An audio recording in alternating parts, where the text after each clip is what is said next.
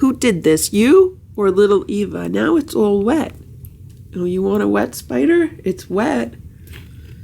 Okay, you're gonna let it dry off. Stella, Splash, Simba, Boo, Sammy, Richard, Nancy, Goldie, Ziggy, Ringo, Eva, Hydrox, and Ditto, the Lucky Ferals.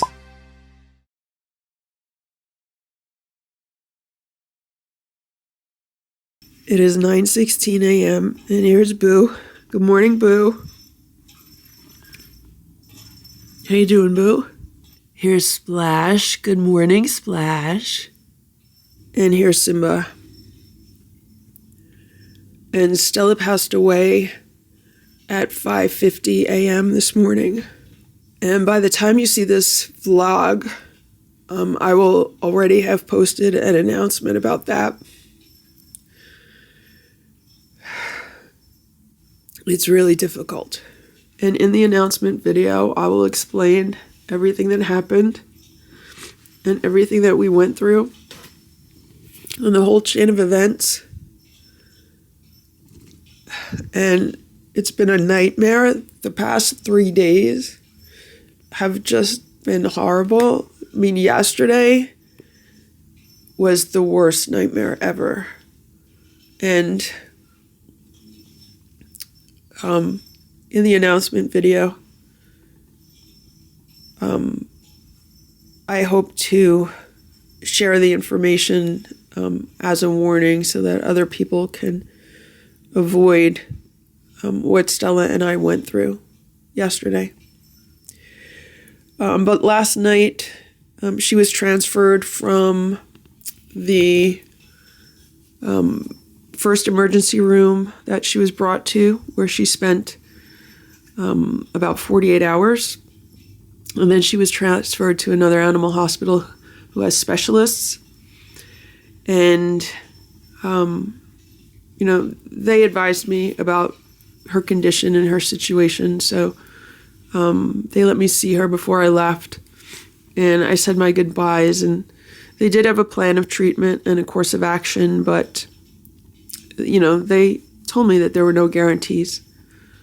And then at around 5:30 this morning, I got the call that she wasn't doing well and her blood pressure had dropped and she was building up fluid around her lungs. She was not stable at all. And at that point, they really didn't think there was more that they could have done that would have helped her and gotten her through her health crisis.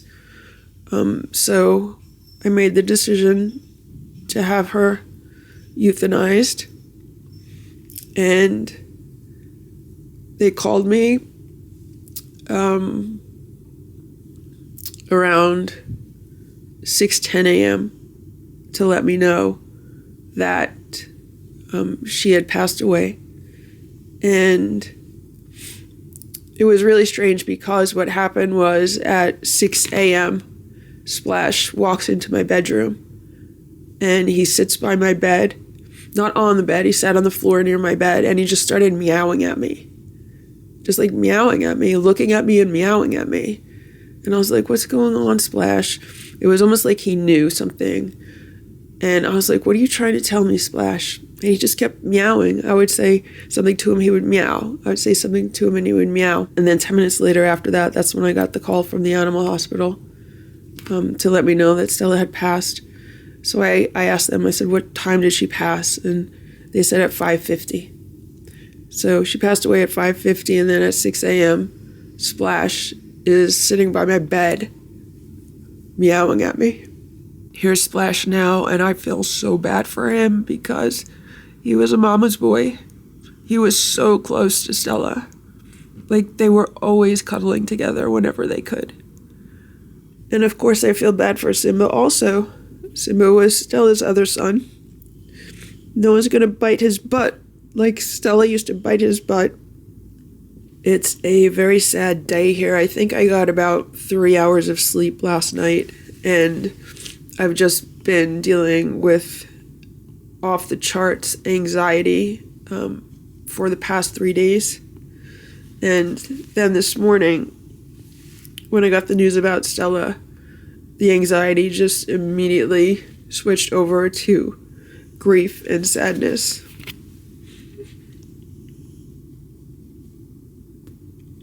There is a tremendous emptiness in the house. It just feels empty and quiet. I mean, even though there's 10 cats here, it just feels empty and quiet. It's going to be a difficult day, but thankfully, I don't have anything planned and I'm working from home, so I'm hoping that I'll be able to grab my computer, lay on the couch, and relax. What I will be doing is writing the tribute video to Stella, because I just need to do that as a way of dealing with this grief, and because I want to remember everything while it's fresh in my memory, and I don't want anyone else to ever have to deal with something like this, or their cat to have to deal with something like this. So that's what my plans are for the day, but before that, I have to get all the cats fed and make sure we all stick to our daily routine, because it's the best thing to do. Even though I'd love to just lay in bed all day, the best thing to do is stick to a routine. So that's what we're going to do, right, Boo? And as everyone who's lost a pet knows, that the grief comes in waves. Like you'll feel fine for a while, and then all of a sudden it'll come in a wave and it'll hit you. So that's what I'm expecting to happen. And even though I lost Ditto in 2022, I knew he was sick for 5 months. I nursed him for 5 months, so I was prepared. And I lost Hydrox in 2021, and I was not prepared for that. That happened very suddenly. But Hydrox was an outside cat, and she was very independent, and I did not have the same relationship with her that I had with Stella. Stella was my girl. And everything in this house reminds me of her. This is Stella's castle. She'll never lay in it again. There's Splash.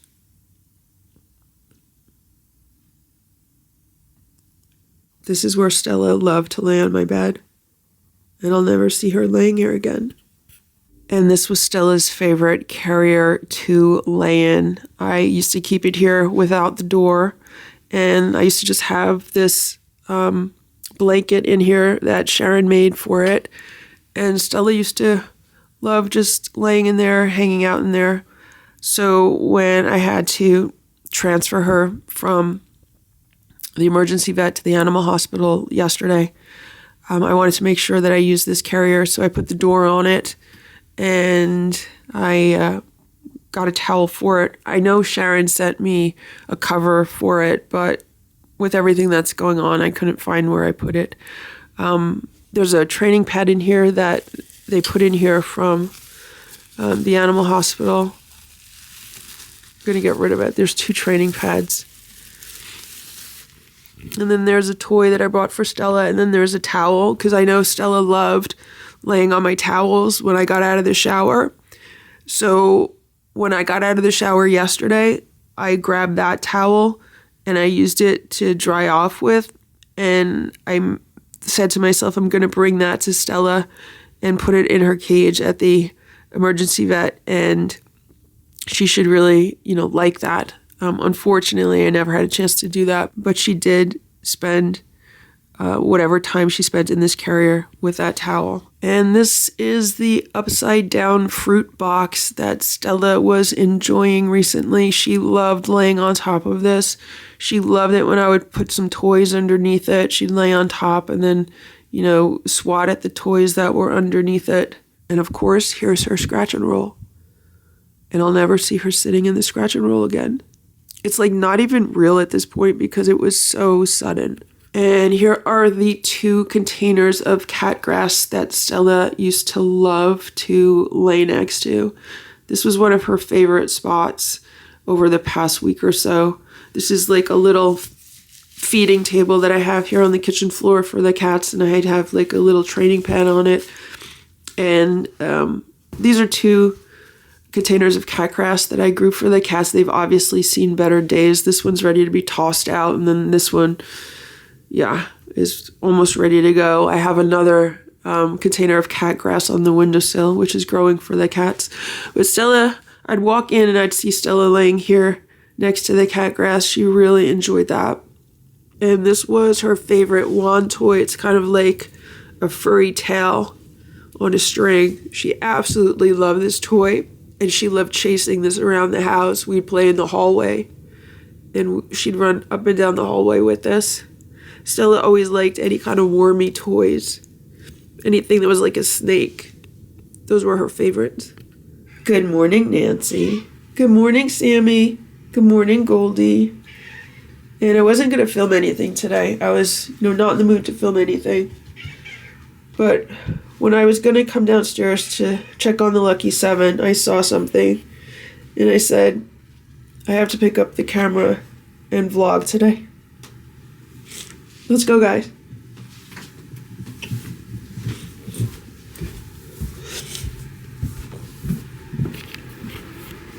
Look at this.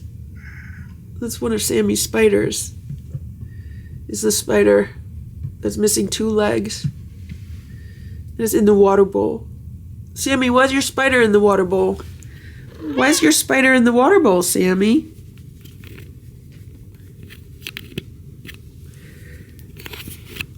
Sammy was very concerned about what was going on when I got home last night. I had to feed the cats.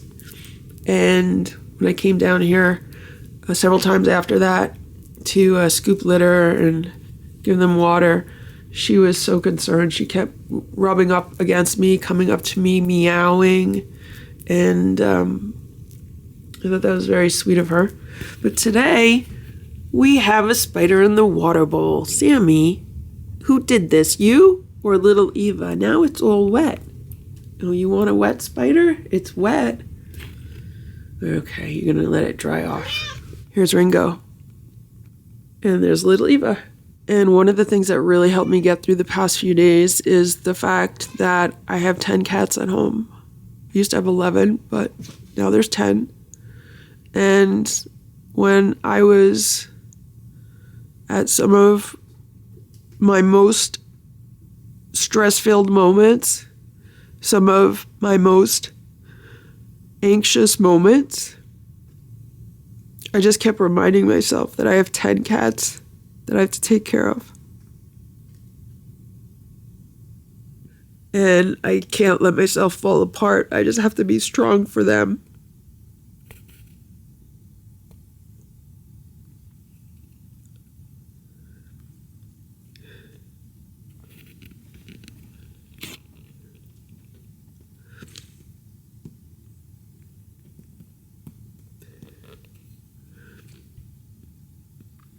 Stella used to love to come down here and follow me into the laundry room.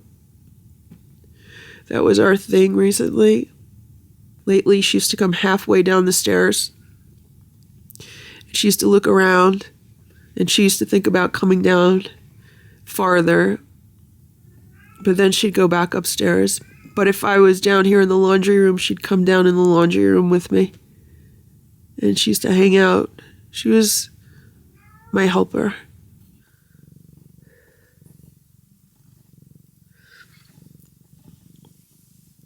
Here's Sammy.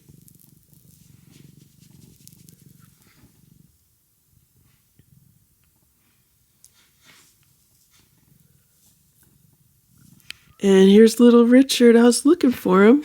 And he's here in this cat bed. He almost blends in with the cat bed because his stripes are really similar to the stripes of the cat bed. So that's what's going on down here. And I have to give everyone their breakfast. And we need to just move forward with our daily routine.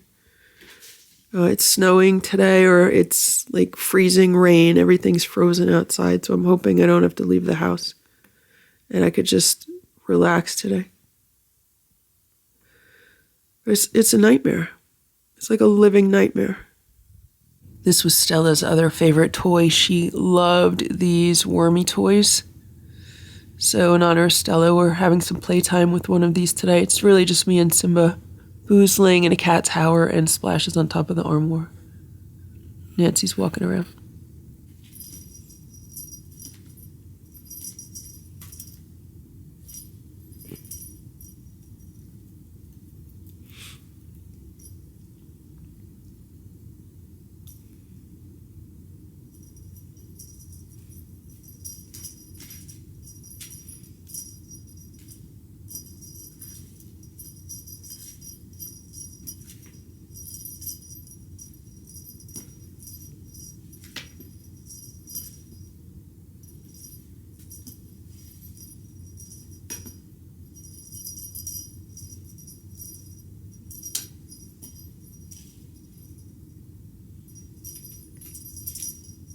Here's Nancy. She just wanted some of the Fortiflora on her food, and now she's eating it.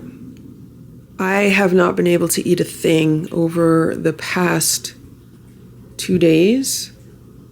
Like yesterday, I ate a sandwich for breakfast. I made a fried egg on a roll, and I might have had a banana during the day.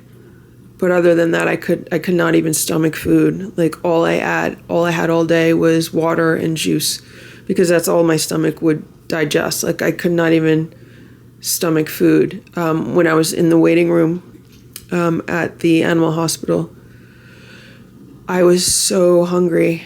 They didn't have any vending machines or anything, so I had some like snacks in my purse. They've probably been there forever, and I tried to eat them, and nothing tasted right. So I ended up throwing everything out. So it was really challenging. And then last night when I got home, I don't think I ate anything last night either. I think I was so stressed out. Last night I was more stressed out than I've ever been. And I think I just drank juice last night also. And this morning, once I got the news that Stella had passed, and once the anxiety turned to grief, and then I was able to actually eat some applesauce. And I've still been drinking water and juice because I have like a dry mouth. And I'm going to try to make myself a scrambled egg and see if I could eat that. Because, you know, I do have to take care of myself. I have 10 other cats that I have to think about. So it's difficult, but that is the situation. What's really been helping me this morning is watching videos about the loss of a pet. I've watched 3 or 4 videos about that right now, and it's been helping to make me feel better. You know, it is a universal experience that everyone goes through when they do have pets, but it's never easy when you have to go through it. So it has been helpful. And then a minute later, I look at a cat and I realize that I will never look at a cat in this house without thinking of Stella, because she was the first cat in this house. And it was because of Stella that I have all of these cats in this house. It was because she showed up in my yard with Boo, starving, and I fed them. And they came back and got more food, and I fed them. And then a few weeks later, she showed up with her kittens, and she showed me her kittens, and she was so proud of them. And I fed them too. And I really believe that it was the nutrition that I was providing to her that got her and the kittens through. And they survived because I was feeding them.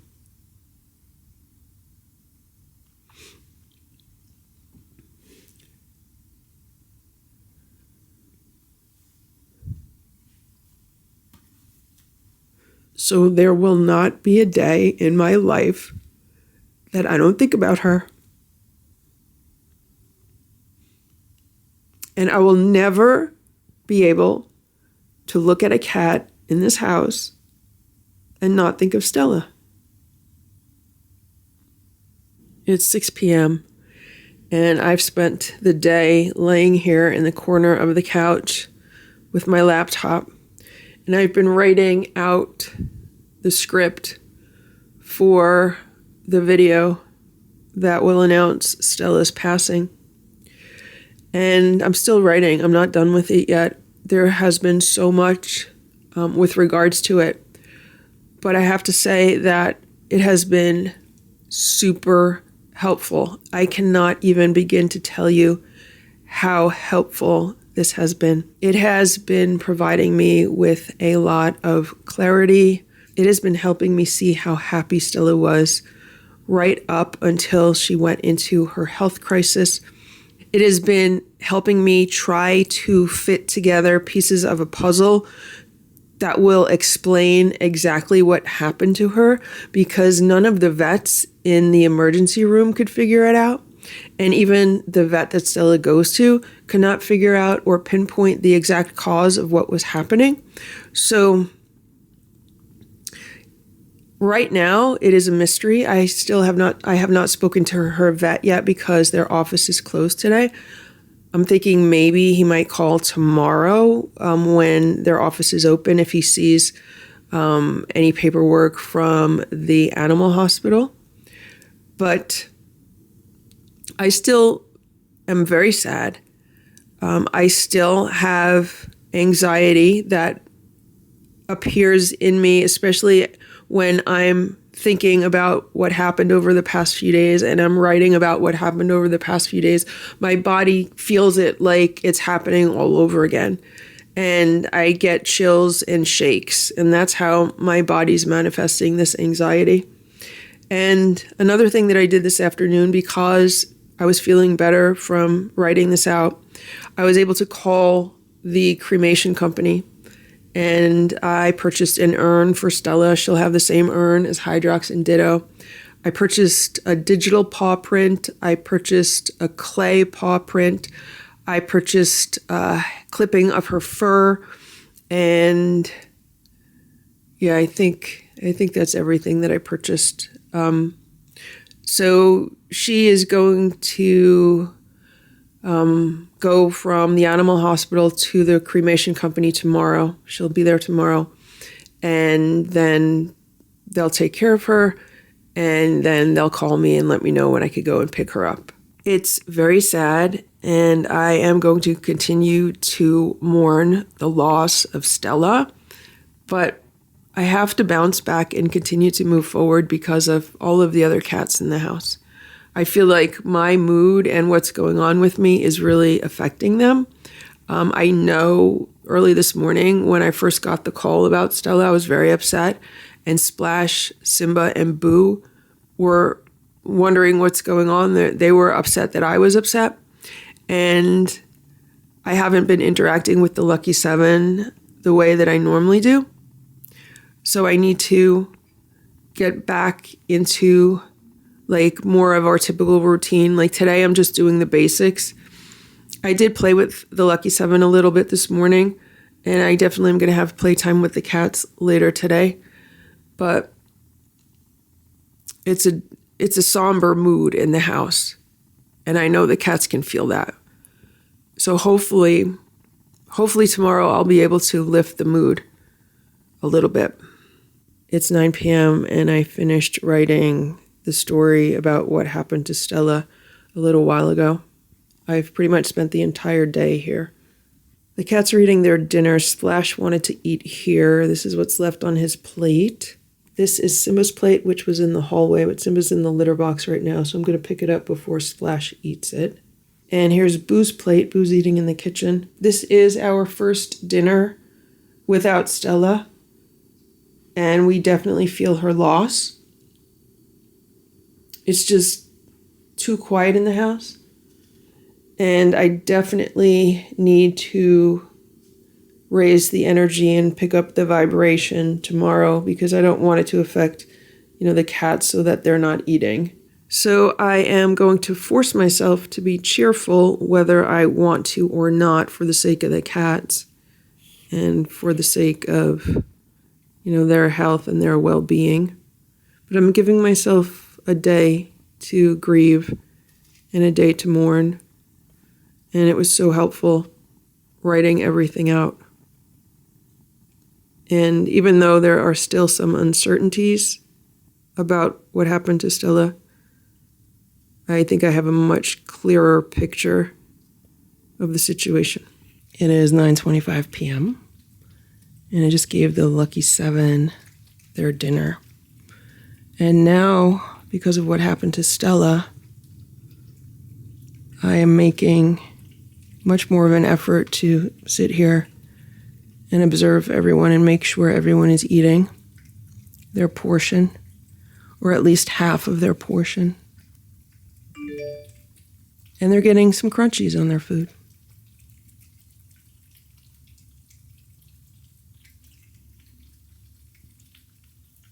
Right now, I am extremely disillusioned with the whole cat food industry and with all of the cat food propaganda. And I am seriously rethinking much of the information that I learned within the past few years with regards to the optimal diet for a cat. Now, I'm not rethinking raw food. I still believe raw food is really good for them. But I'm definitely rethinking carb percentages and ingredients when it comes to dry food and canned food. Because I think that could have played a part in Stella's passing. When I started this channel, the tagline was busting the lies, myths, and misinformation about feral cats. And now I'm wondering if that needs to change to something like busting the lies, myths, and misinformation about cat food. It's 2 a.m. Here's Splash. I think I might have gotten 2 hours of sleep. I woke up a few minutes ago and I feel horrible. Anxiety is returning. And I'm having a very hard time falling back asleep. Here's Boo. Hello, Boo. So, I'm getting up and I'm checking on the cats. And I feel horrible about Stella. I just feel so bad about what happened to her. And I want to believe it's just a bad dream and I'm going to wake up from it. But I'm awake right now. And I have to be strong for the cats. And I can't let my sadness affect them. I have to be strong for them today. And I have to be happy for them today. Right, Boo? Here's Simba. I don't know if you could see him because it's really dark. He's purring. I need to get some sleep. I've been drinking water. And I'm not hungry, but I feel like I need to maybe have some juice or some honey or something. This is where Stella would be sleeping. She has spent the past few months sleeping on my bed. I'm thinking about maybe moving to the sofa, but I was laying there all day and I couldn't get any sleep while I was laying there. I thought maybe if I laid there while I was working on my computer, that I'd be able to relax and fall asleep for a little while, take a nap, but that wasn't the case. It's 2:30 a.m. and here's Simba. He just jumped on the bed. How you doing, Simba? I've been laying here watching a video, how to grieve the loss of a dog. So yesterday I did find it helpful to watch videos about the loss of a pet. But it does make me sad again. But sometimes you just have to sit with your sadness. But I think Simba's here because he doesn't want me to be sad. I think he's telling me that everything is okay. Right, Simba? Right, Simba? The way that Boo, Splash, and Simba are handling this so well sometimes makes me think that like maybe they knew Stella was sick. Maybe they talked to her and understood that in however cats communicate. When Hydrox passed away, Ditto was very depressed. I also have to remember that Simba and Splash have each other. And Boo has me. Boo also has Simba and Splash. Maybe it would be different if, it was just one other cat. Like when Hydrox passed away, it was only Ditto. Thank you, Simba. Thank you, Simba. Thank you for helping me. Thank you for helping me, Simba. So yesterday, when I was writing out the story of what happened with Stella, I felt like she was starting to communicate with me. At one point, it felt like she was telling me how much she loved living here.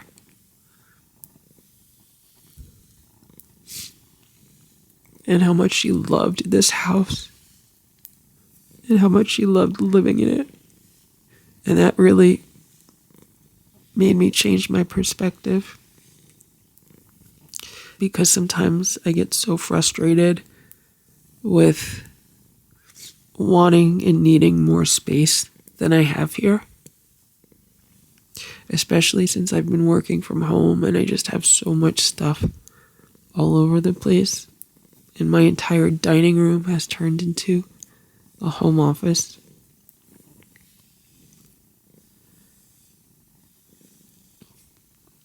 And I dream about having a larger house for the cats. And I've been so focused on working to provide that for them that I forgot that they're happy here. And Stella told me how much she loved living here. Right, Simba? And now, as I've been petting Simba, I don't know if it was Stella or Simba, one of them told me that Stella is still with me because I have Simba and I have Splash. And Stella created Simba and Splash. Simba and Splash are her babies. They are a part of her.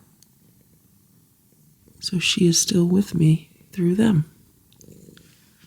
Right, Simba?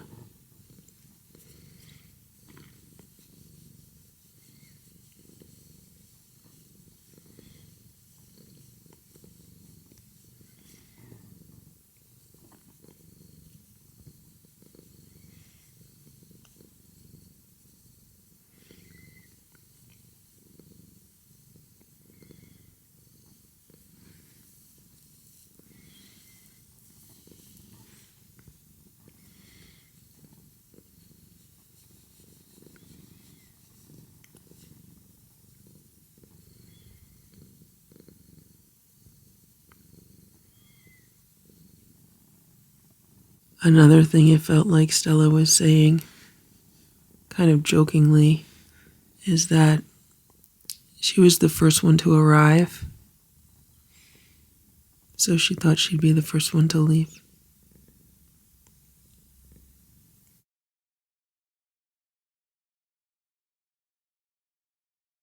It is 6:57 a.m. and here's Boo. Good morning, Boo. And I woke up a little while ago and I've been watching, pet loss videos while I'm trying to get back to sleep and I can't get back to sleep. I think maybe I got 4 hours of sleep because I got like 2 hours of sleep and then I woke up in the middle of the night and Simba jumped on the bed. And then I think I eventually fell back asleep 2 hours later. And I think I got like another 2 hours of sleep. Hey, Boo. Good morning, Boo. And I'm feeling very unsettled and nauseous. Here's Simba. Good morning, Simba. And my mind is still trying to put together the pieces of the puzzle with regards to what went wrong with Stella. And where it stands right now, I'm blaming two things. With the biggest thing being the vet who was in charge on Wednesday, the day before Stella passed. The vet that was in charge on the day that Stella started really declining. So what I did was I went online and I started looking through reviews of that emergency room. And I sorted for all of the worst reviews for that emergency room. And I did not think it was a coincidence that many of the worst reviews for that emergency room mention his name specifically. And the concerns that other people had with how he treated their pets was the same concern that I had, that he does not have enough experience. And one woman said she's a registered nurse for 15 years, and she called him a baby vet because he doesn't know what the hell he's doing, and he should not be practicing on animals. So I looked him up online, and I found out that he only has his veterinary degree since 2023. So we're talking less than 2 years. He should not be a vet in charge of an emergency room. He does not know what he's doing. And so it makes me even more convinced that he was responsible for what happened to Stella on that last day. Also, yesterday, I came across an organization that helps people sue vets for negligence. And I am seriously considering getting a consultation with regards to that. But in order to do that, I have to get like the full records, the full vet records of what went on there, and potentially also what went on at the next animal hospital that Stella went to. Now, when Stella was transferred to the other animal hospital, and I got there, I said to them, do you want the paperwork from the other emergency room? And the receptionist was like, yeah, we could use that. So I went out to my car to get like the printout, because, when you're under stress, you're not thinking clearly. You're just, you're in kind of like a fog. So I brought the paperwork in, and she said that she was going to scan it and give me my copy back. So a few minutes later, I'm walking past reception, and she goes, oh, miss, I have your paperwork here. And then she tells me, this is just a receipt, a printout of what you paid for. And she said, I want you to know that they emailed me the vet records, so I have them here. And just as I was going to say, can you email them to me? Like at the same exact time, she goes, how about I email them to you? And I was like, okay, please do that. I gave her my email address.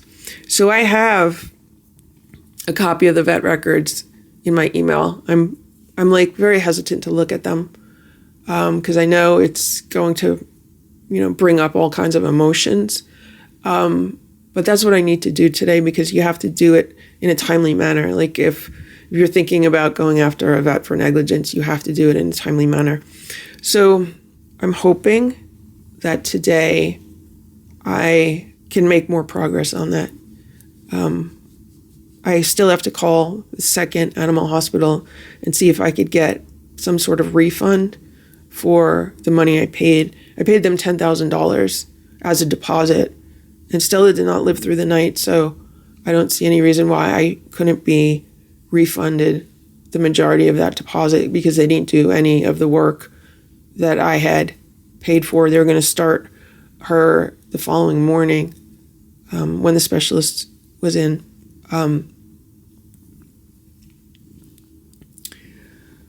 So that's where that stands.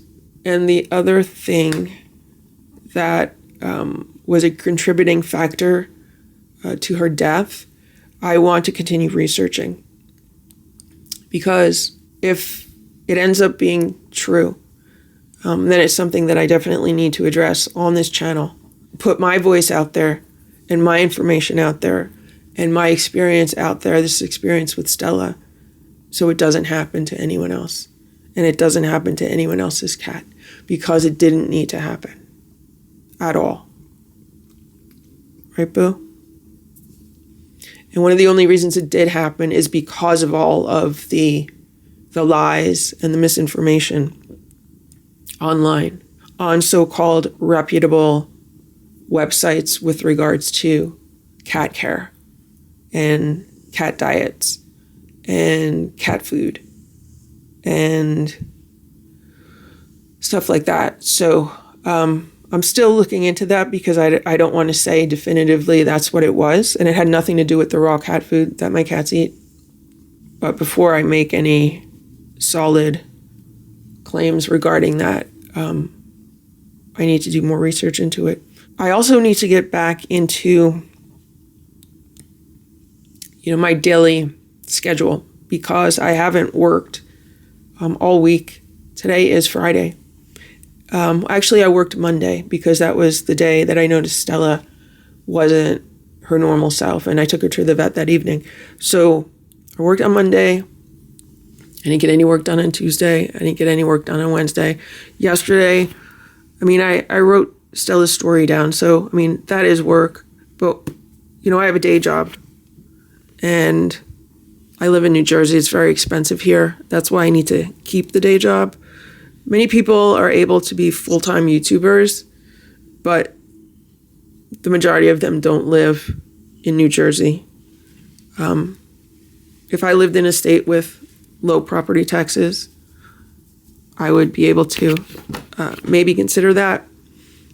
What I pay in property taxes in 1 month, many other states pay in the course of a year. Right, Boo? Right, Boo? And just in general, the cost of living around here is more expensive. So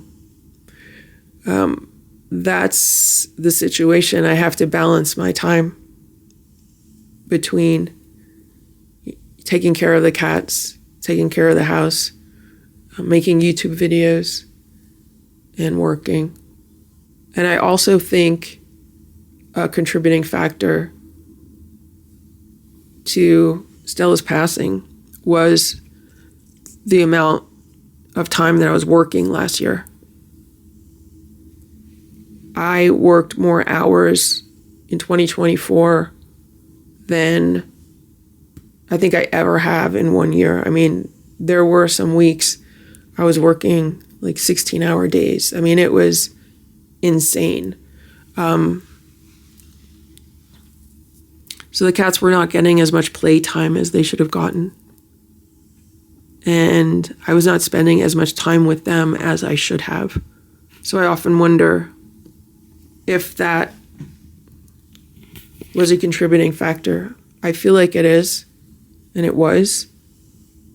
But that I can't say for certain, because based on writing out Stella's story I don't see that as a major contributing factor. Maybe if I wasn't working so much, I would have noticed other symptoms or changes with Stella. But that's only a maybe. Because when I was looking back at the videos yesterday, she looked fine up until some of the more recent videos, like from the past few weeks, where she did look like she was losing weight. But I knew she was losing weight because she wasn't eating as much food as she normally does.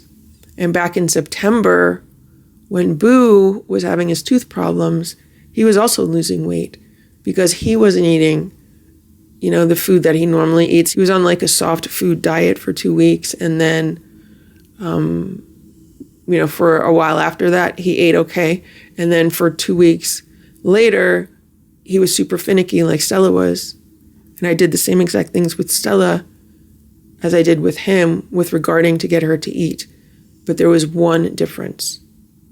And that one difference is what I think caused Stella's eventual demise. And again, I don't want to say anything right now. Or actually, I will say it right now. The difference between what I did when I was trying to get Stella to eat and what I did when I was trying to get Boo to eat was that when I was trying to get Boo to eat, I didn't care about carbs. I said, I just need to get him to eat. I'm going to give him any kind of food. If he wants to eat a whole big bowl of Temptations, I'm just going to give him a bowl of Temptations. Temptations are super high in carbs for cats. Now with Stella, because she had this slightly elevated blood sugar, and again, it was only slightly elevated. It wasn't even like 300 or above. It wasn't like that. So I really regret focusing her on low carb. And when I was focusing her, I was trying to keep her between 5 and 10% carbs. So it wasn't even like zero. It was, let's keep her 5% to 10% carbs. I wanted to keep her 10% and below, which is what is advocated so many places. Talk to so many vets and they'll promote that. But I think what would have saved her life was carbs. Carbs would have saved my cat's life. And carbs are being demonized right now. All over the internet, anywhere you go, people are demonizing carbohydrates. And I have always been against demonizing carbohydrates. Humans are doing carnivore diets. I see that everywhere. Humans are not carnivores. Cats are carnivores.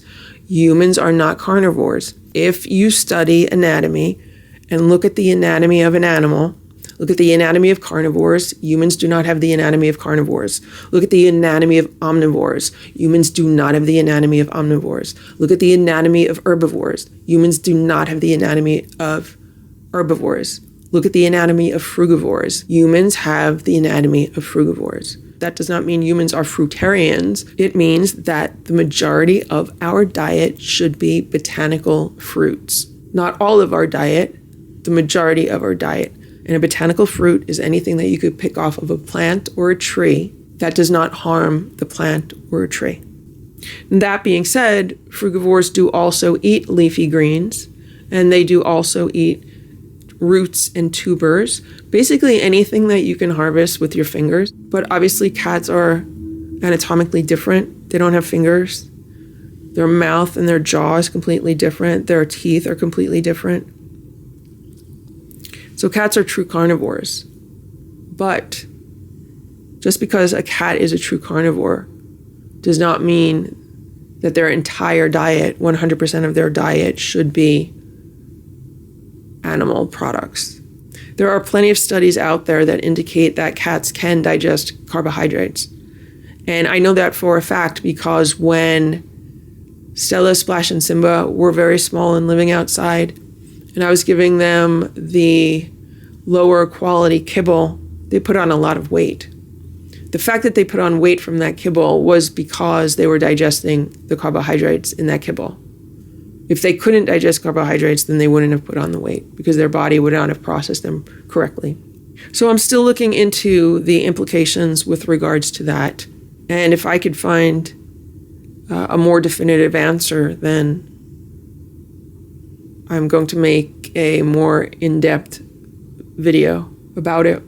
But right now, I'm just thinking out loud and determining my next course of action, because that's the only way that I feel better. If I'm moving, if I'm doing something, if I'm just sitting, if I'm just laying, that's when the anxiety hits and the stress hits. And I'm still feeling anxiety. Right now, I'm feeling stress, I'm feeling sadness, grief, the loss of Stella, and anger. A lot of anger at the vet in the emergency room. So I have to see what I could do with regards to that. It is very expensive to pursue some kind of legal action. But if I can get refunded from the second animal hospital, I might end up researching lawyers that deal with animal issues and talking to them and seeing if they think something could be done. Here's Splash. He's hanging out on this cat tower. Hey, Splashy. He was crying a little while ago. I don't know if he was crying for Stella or he was just doing his thing where sometimes he likes to howl early in the morning. You okay, Splash? Want some pets? Can I have some pets? Yeah? Hello, Splashy. You're a good boy, Splash.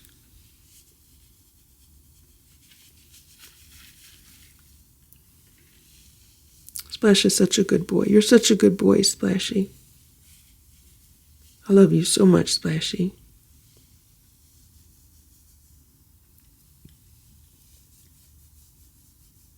It is 8:38 a.m. Here's Simba. I just got out of the shower. And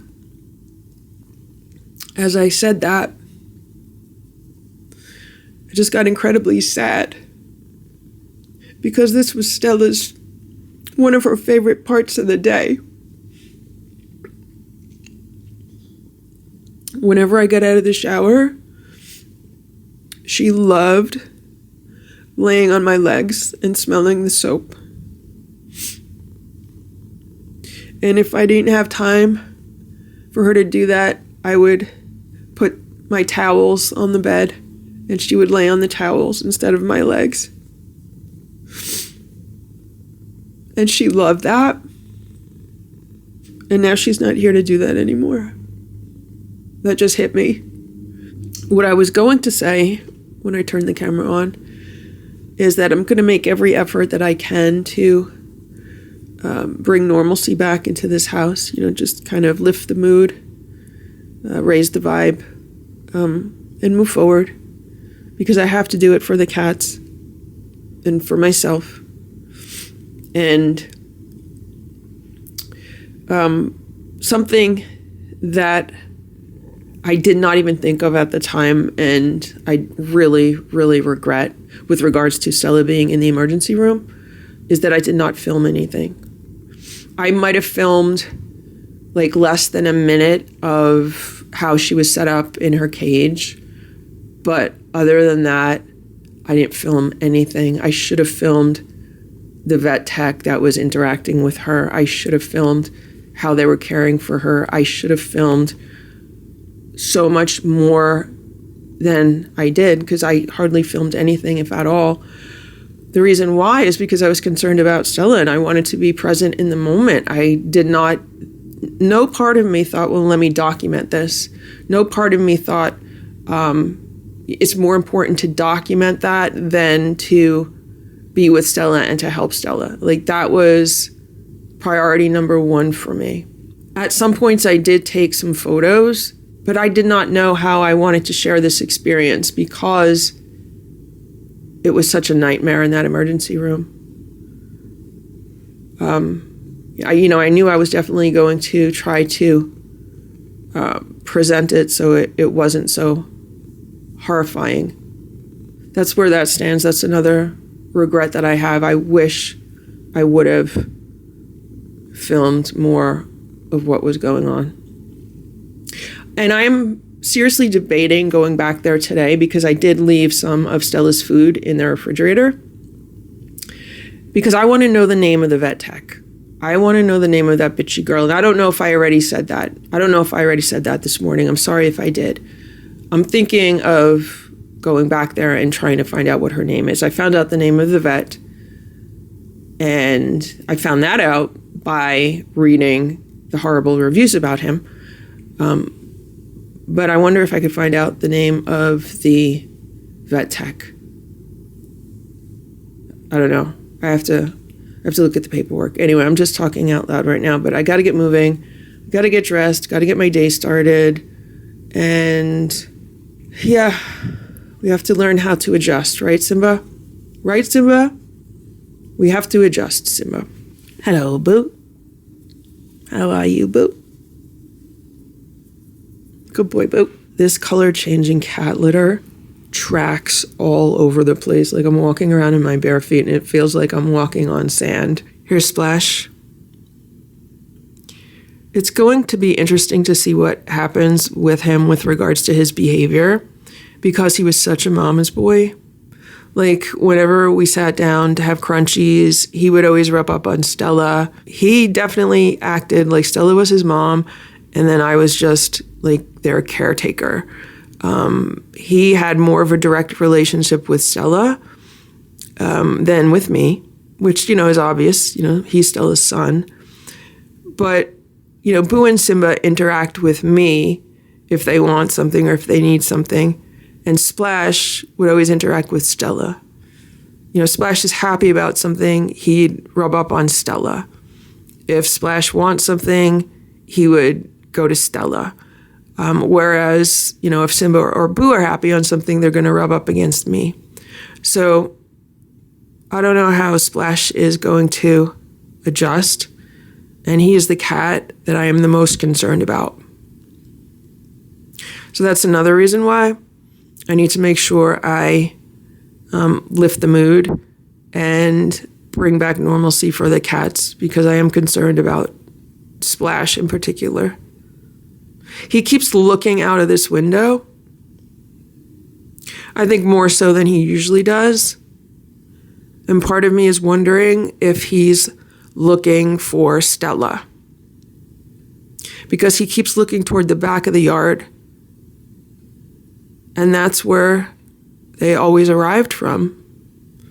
When they first came into the yard, that's where they came in from. The back of the yard. Stella and her babies. And Boo. And sometimes I wonder if he's looking for her.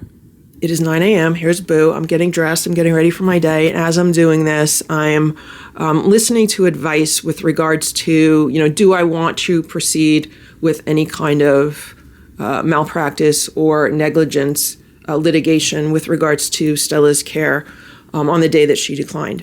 So I just looked into the vet and his license.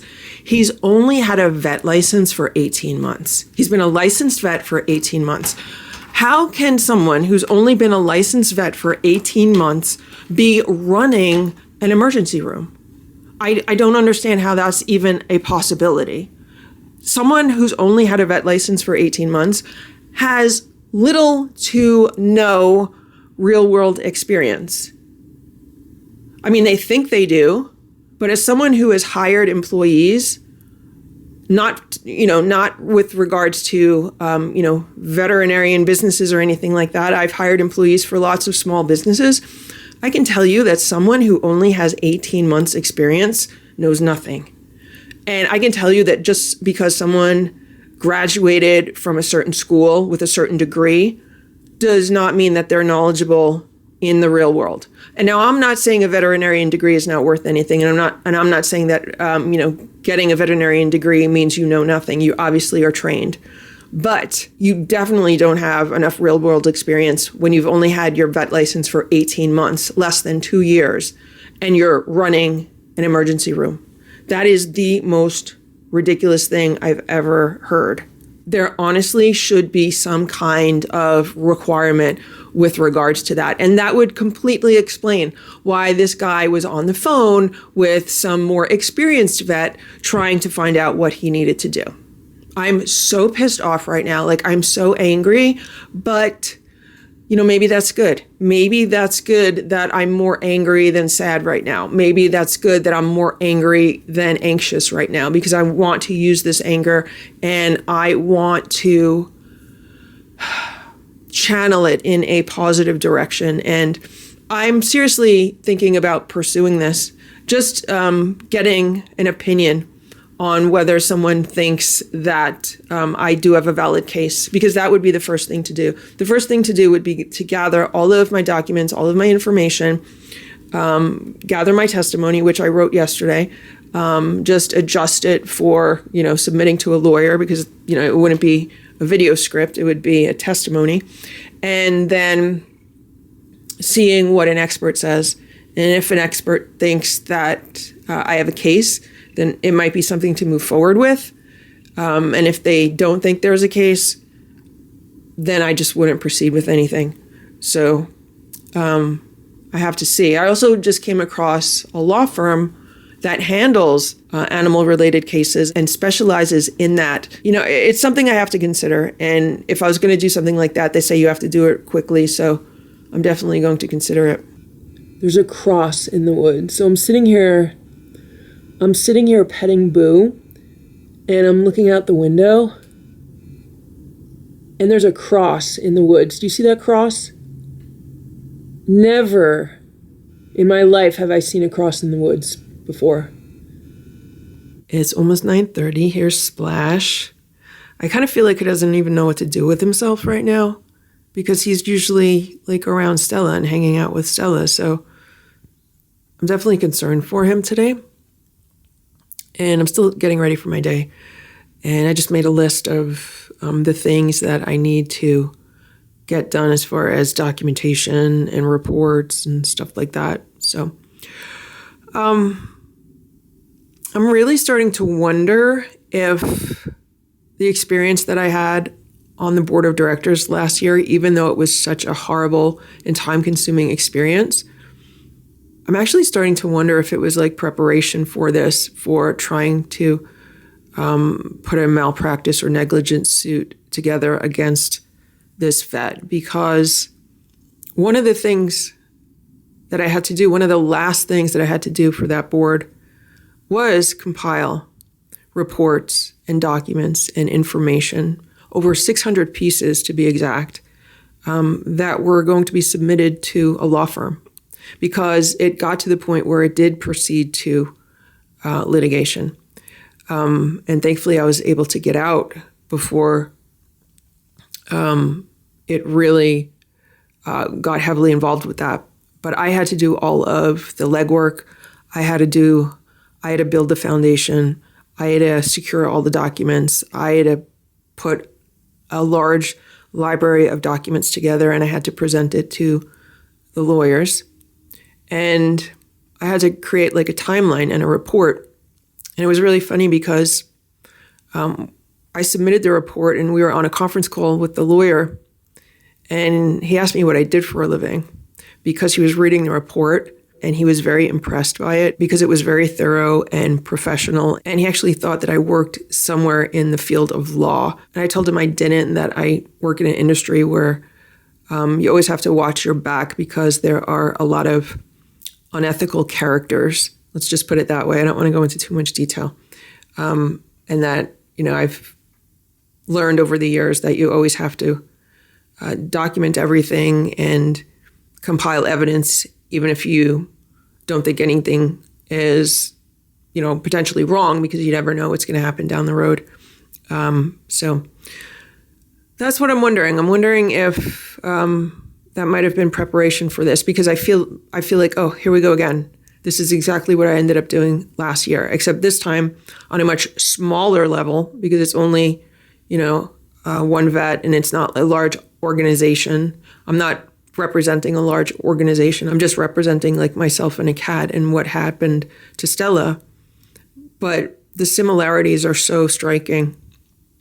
and it's kind of eerie.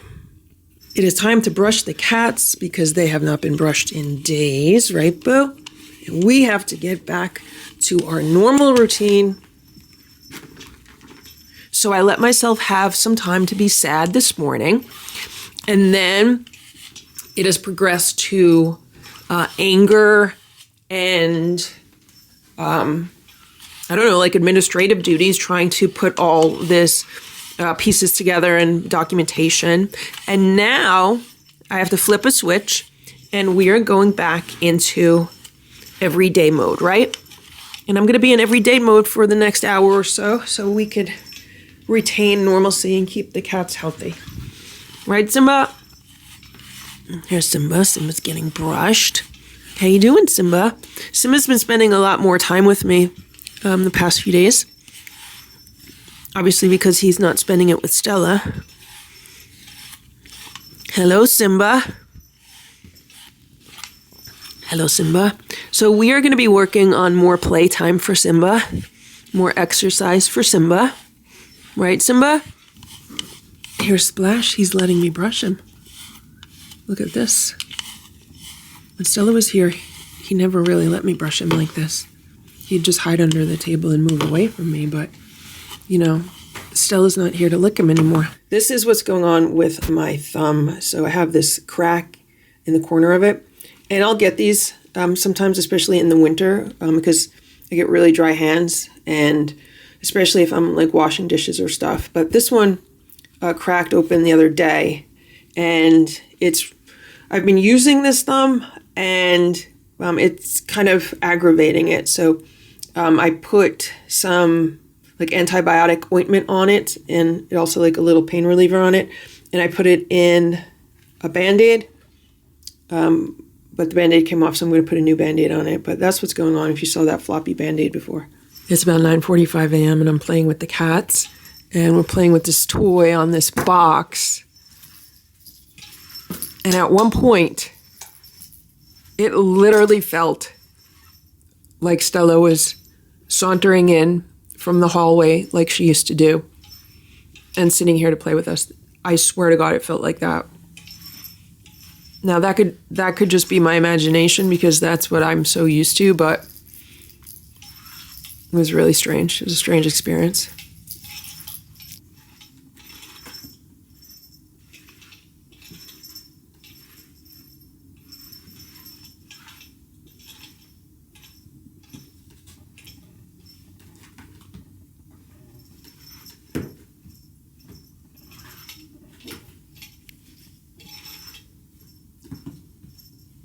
The reason why I'm making these vlogs right now is to help other people who might be going through something similar,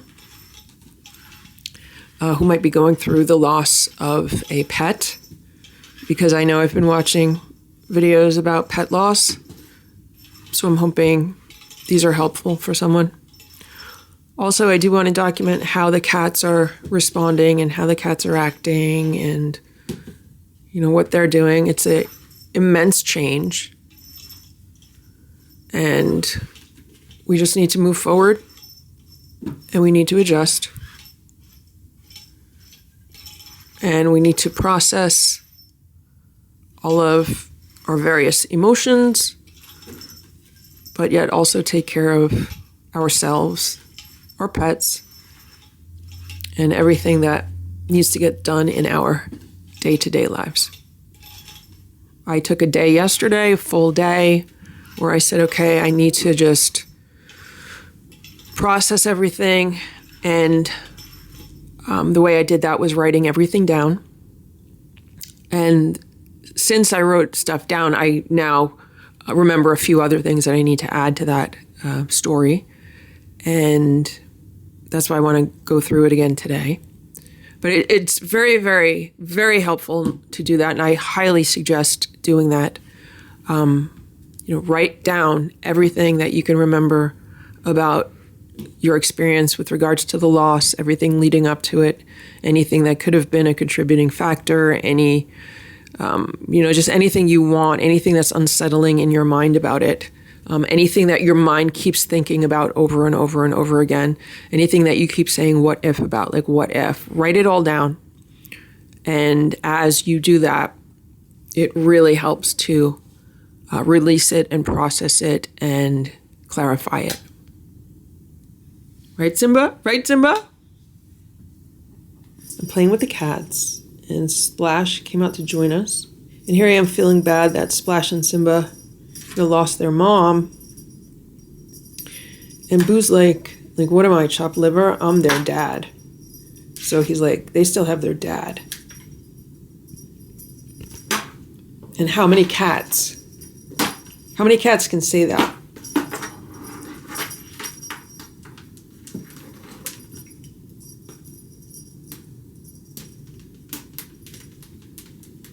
How many cats can spend almost 9 years with their mom and then get to spend part of their life with their dad?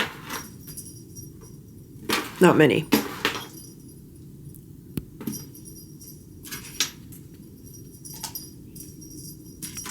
Boo's like, I took care of those kittens when they were babies.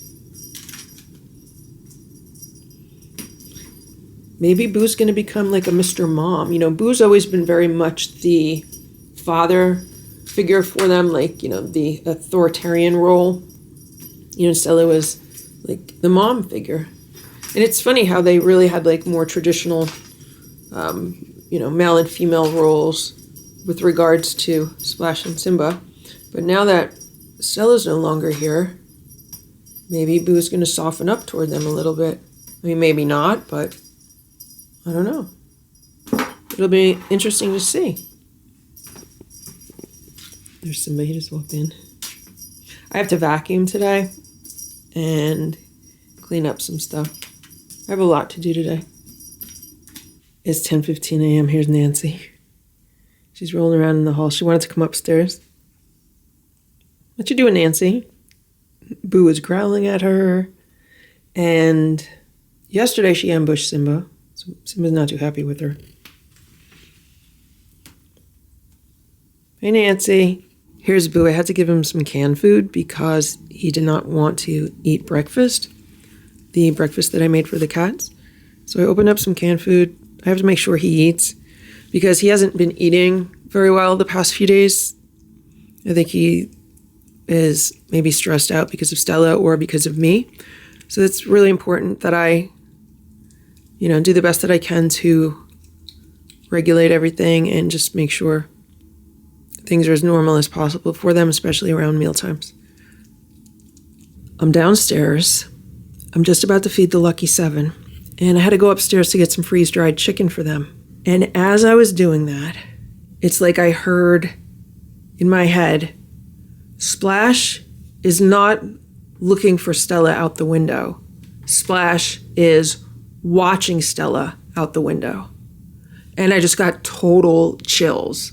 I was like, oh my God, Stella might be out in the yard where she was when she first came by, like in the back corner of the yard, where she used to love to hang out with Splash and Simba, where she hasn't been since she became a house cat in 2016.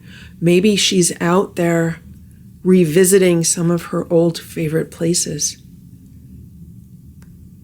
So I just wanted to document that and share that. I know some people are going to think that's crazy, but it was the strangest thing. It was not even something I was thinking about. All I was thinking about was I need to get more freeze-dried chicken to bring down here. And then all of a sudden it was just like a flash of insight. And I was like, oh my God, and it gave me chills.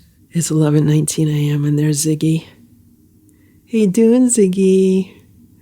All the lucky 7 got brushed today. Well, not all of them. Ziggy got brushed. She loves it. Sammy got brushed.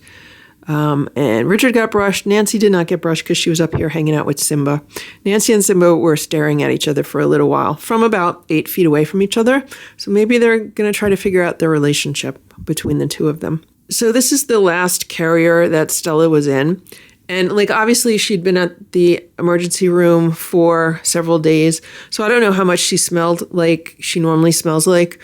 But if anything had Stella's scent on it, it would be the inside of this carrier. I'm being hit by a wave right now, a wave. It's a wave of grief. So I'm just feeling it, and I'm letting it pass. And what I wanted to say was that I've noticed several of the cats, taking a few steps inside of this carrier, kind of checking it out, and then coming out of it. Now, there is a door on the front of this carrier, so that's not something that the cats normally do. They usually stay far away from carriers if they're on the floor with a door on it. If there's any chance of them being stuck in it, they usually stay far away from it. Except the carrier in my room that does not have a door on it. Sometimes Splash likes to hang out in that. But as far as this carrier here, Ziggy's smelling the towel on top of it. I think they're curious about it, and they're just trying to figure out what's going on. But they haven't been afraid of it. And I did think it was interesting that Simba almost went inside of it, and Sammy went inside of it, and I've seen a few other cats do that. So that's the situation. So this morning I did make progress. I called the vet where Stella went in December. I asked them to email me all of her medical records and test results, and I saw the email come in.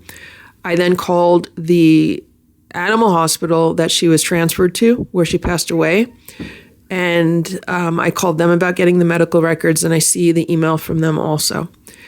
I also called their billing department because, I put a deposit down of more than $10,000, which is, reaching the limit of that credit card. And I asked them if, they could please refund me because Stella passed away only a few hours after being admitted. So they said the invoice is still open. I guess they're figuring it out. So I asked her how long that normally takes, and I just explained to her that, I'm basically at the limit with that credit card, so I would appreciate if we could get that credit taken care of. Also, there is a bereavement group, a pet bereavement group that takes place Saturday mornings, and they have one tomorrow. And they give you 3 weeks to sign up, and it started last weekend.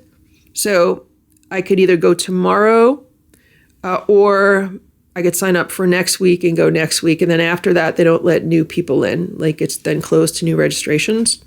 Here's Sammy. So I'm thinking about that. It's just that I don't know if that's something I'm going to want to go to. I don't know if I'm going to want to get myself up and dressed and get there by 11 a.m. on a Saturday. It's not that long. It's only an hour and a half or so. And honestly, I don't know if I want to listen to other people's,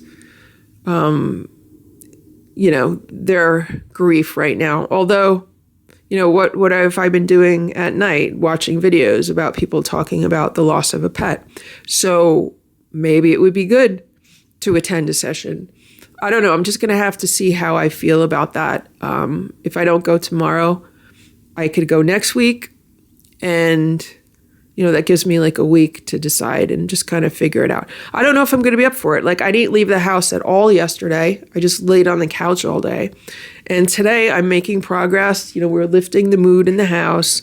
And I actually, made some productive phone calls.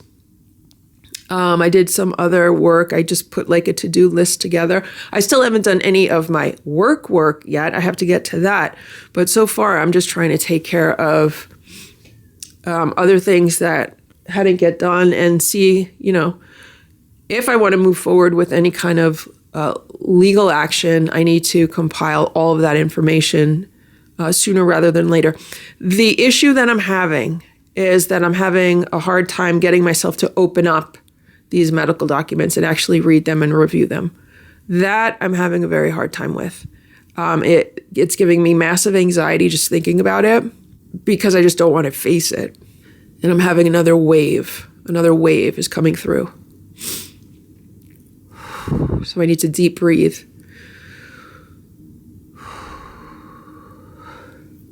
Because I don't want to face what is written in those medical records and what is written in the test results.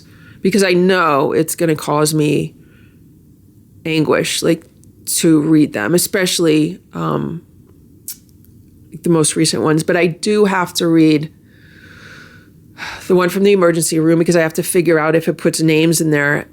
And if it doesn't put names in there, then I want to go there and find out who that vet tech was and what her name was. That's the first one I'm going to have to look at.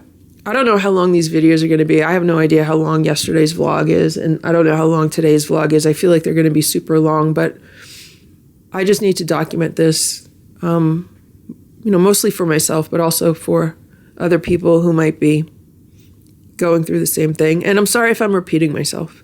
I'm in Boo's room, and I'm looking outside at the back of the yard, and I'm getting hit with massive waves, because that's where Stella used to be with her kittens. And it is so clear in my mind, in my memory, like it was yesterday, how I would walk out there with her. She'd come to the patio, she'd come over here, she'd come to the back door, and I'd greet her at the back door, and I'd go outside with a plate of food, and I would walk with her across the patio to the back. And our little kittens would be in the back, and I'd give them food, and she was so proud of them. She was so proud of them. And she was so young and skinny and starving. And that's why she loved food. Stella loved food because, she spent the early parts of her life outside starving. The sun just came out. Maybe that's a sign. Look at this. All of a sudden I got 4 cats in here. This is why it's so important for me not to just wallow in grief. I can't just wallow in grief. I have to pick myself up and, self-regulate. Hey, Ziggy. Because I don't want the cats to be negatively affected. They seem to be taking things really, really well. You want me to open a window? Here. And I think they're in here because they're concerned about me right now. Hey, guys. Simba's under the day sofa. I should say that. Simba's under the day sofa. So, yeah. I'm going to spend the day surfing. I already feel that. I'm just going to be surfing waves all day. Right? Richard? Richard says, right. We're just going to be surfing waves all day. It is 11:52 a.m. Here's Richard and Ziggy. I just downloaded all of the medical records that were sent to me, and I strengthened myself, and I opened the medical records from the emergency room, and I'm looking through them, and I am just so mad. Like, it's just increasing my anger. I'm like borderline enraged. They just have wrong information. They have it down that she hasn't been eating since July. I never, ever, ever said she hasn't been eating since July. I don't even know what the hell they're talking about. So I'm just really, really pissed off. And then I honestly don't think that they were giving her the amount of food that she should have been eating. I was told that she was eating like 25% through the feeding tube on her second day there. But then, according to the records, it's showing that like on her third day there, she was still only getting 25%. Like they weren't increasing the food. I just think there's a lot of problems there, and I'm really pissed off, and I'm actually going to go there. I need to clean myself up first, because never not use waterproof mascara. Let's put it that way. If you think you're going to be dealing with grief, and if you're going to, get yourself made up, go with waterproof mascara. That is what I would suggest. So I made that mistake. So I need to do some cleanup before I leave the house. Here's Richard and Ziggy again. I just got the revised invoice from the second animal hospital. So they're refunding me about $6,000. So it cost a little more than $4,100 for Stella to be there less than 12 hours. But, she had like a lot of stuff done to her while she was there, and she was in critical care. So it was higher than I thought it would be, but, it is what it is. So the total for the emergency room and then for the animal hospital was $13,610.98. That was how much it cost to try to save Stella. And I don't mind paying that money because Stella was totally worth it. And I would have paid twice that money, if she would be able to pull through and still be here with us today. But I'm just letting you know because it is so expensive. It is so expensive to have a pet hospitalized. And for many people, pet insurance is a good option. But I've found, as someone with multiple cats, an emergency fund is a better option. So I'm very thankful that ever since I started this YouTube channel, I've been putting money aside for the cats. So that was in 2016, and I've been putting aside money every single month since then, just in case something like this should happen, where I would have an astronomical vet bill that needs to be taken care of. So this is going to obviously be a giant chunk of the emergency fund, but it gives me a really good idea of the current costs of an emergency. And I'm sharing this with you so that if you have a pet and you have some kind of emergency where they require inpatient hospital treatment for several days, you have an idea of how much that will cost. So, it's definitely something you want to think about with regards to getting pet insurance. If you only have like one or two pets, that potentially could be a good option.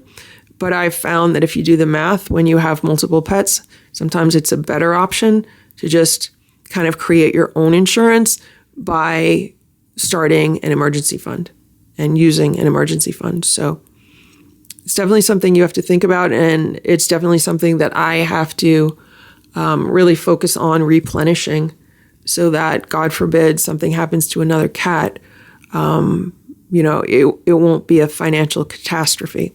The other thing that I want to mention is the importance of having a credit card available with a line of credit on it. I know some people, don't like to use credit cards at all, but the reason why I do have credit cards is for situations like this, for emergencies that come up where, if I take a cat to the vet and they're like, well, we need to put a deposit down for $9,000, I could just put it on the credit card because I don't have balances on the credit cards. I just keep them open for emergencies, and I could use it that way. And the first emergency room maxed out, the credit card that I usually use for the cats, because I only use like one special credit card just for their expenses, and I pay it off immediately. So since the first emergency room maxed out that credit card, I had to put the second animal hospital on another credit card, which maxed that one out also, because I had to put it was like $10,230, and I only have like an $11,000 limit on that card. So that's why I called them earlier and I said, I'm really near the limit on that card. Can you please issue the refund sooner rather than later? So thankfully, they did issue the refund. So that'll come down by $6,000 on that credit card, and it'll give me some more room. Not that I'm going to need to use it right away. Hopefully I don't have to use it right away. But that's the reason why I do like to keep credit cards open. Some people say close all your credit cards, only use debit cards. I would never feel comfortable with that. I definitely think credit cards serve a purpose. I don't think they're all bad. I think they can be misused, but I think when used properly, they can be very beneficial. Here's Nancy and Richard. Is he gonna jump? I just realized it is now 12:05, and all I've eaten today is 2 small oranges and a cup of apple cider. And I'm not hungry at all. But if I'm going to leave the house and I need to go run an errand and go back to the emergency room, I definitely need to eat something before I go. So I'm going to have to force feed myself. Maybe I'll have some pasta, or I just need something light. I'm making some avocado toast. I'm hoping this will be pretty easy to digest. Yesterday I had some guacamole on crackers and I was able to eat it, so I'm hoping this agrees with me. Here's Ziggy. Hey Ziggy. How are you? She's been meowing at me. Hey Ziggy. The other thing I wanted to talk about is I am so mad right now. I'm in a wave of anger. I'm like so pissed off.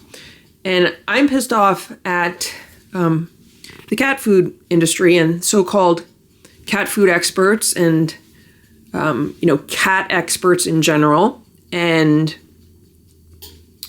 online influencers, let's put it that way, and websites about cat care. Like, I'm so pissed off about it, and I don't even know what to say. Like, I can't even express it in words. That's how mad I am right now.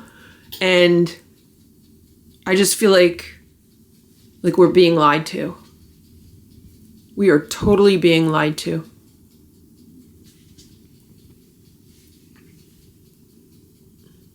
Right, Ziggy? Right, Ziggy? Right, Ziggy? Hello, Ziggy. Ziggy said she's very happy. She's a happy girl. One thing I know with complete certainty is that Stella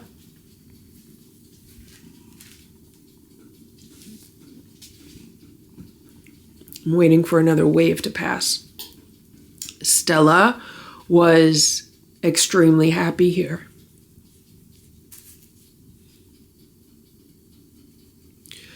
There is not a doubt in my mind.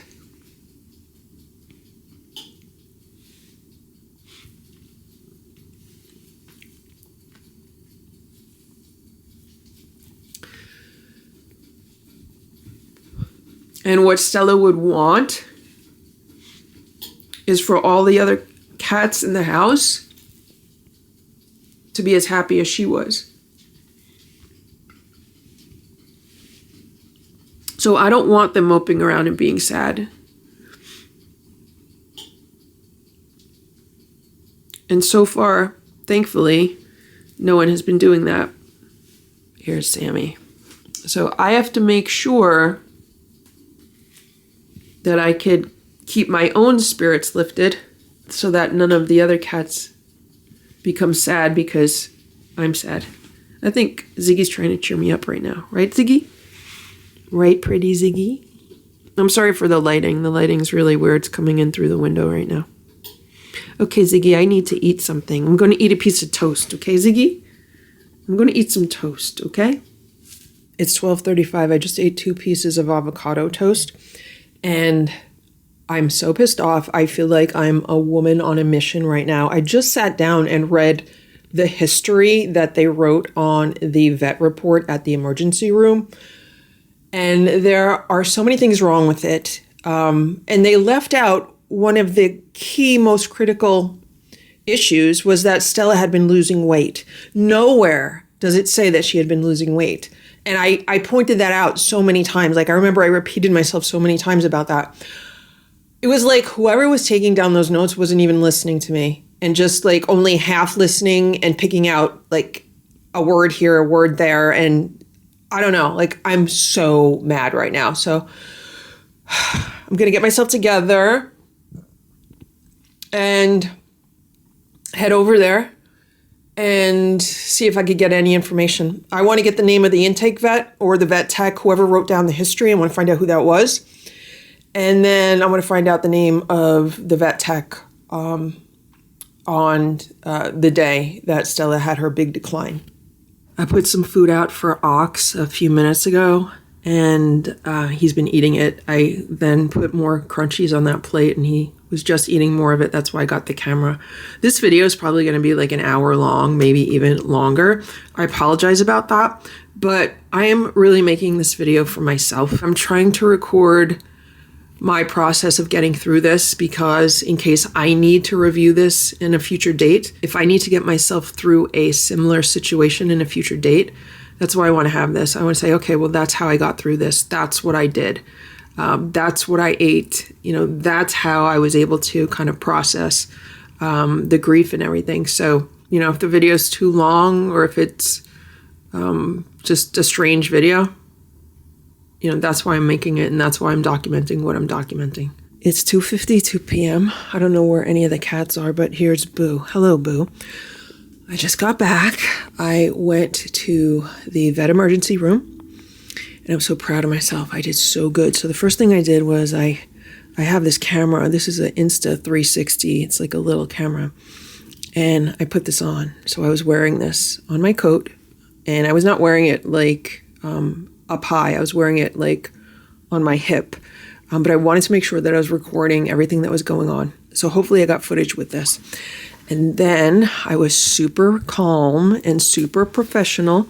And I explained to the receptionist that my cat was there earlier in the week and that I got the vet records, but they were not complete and I needed some additional information. So she said, okay, well, what do you need? And I said, well, first thing I need is I need to know who the vet was, who the intake vet was, who took down Stella's history when she arrived.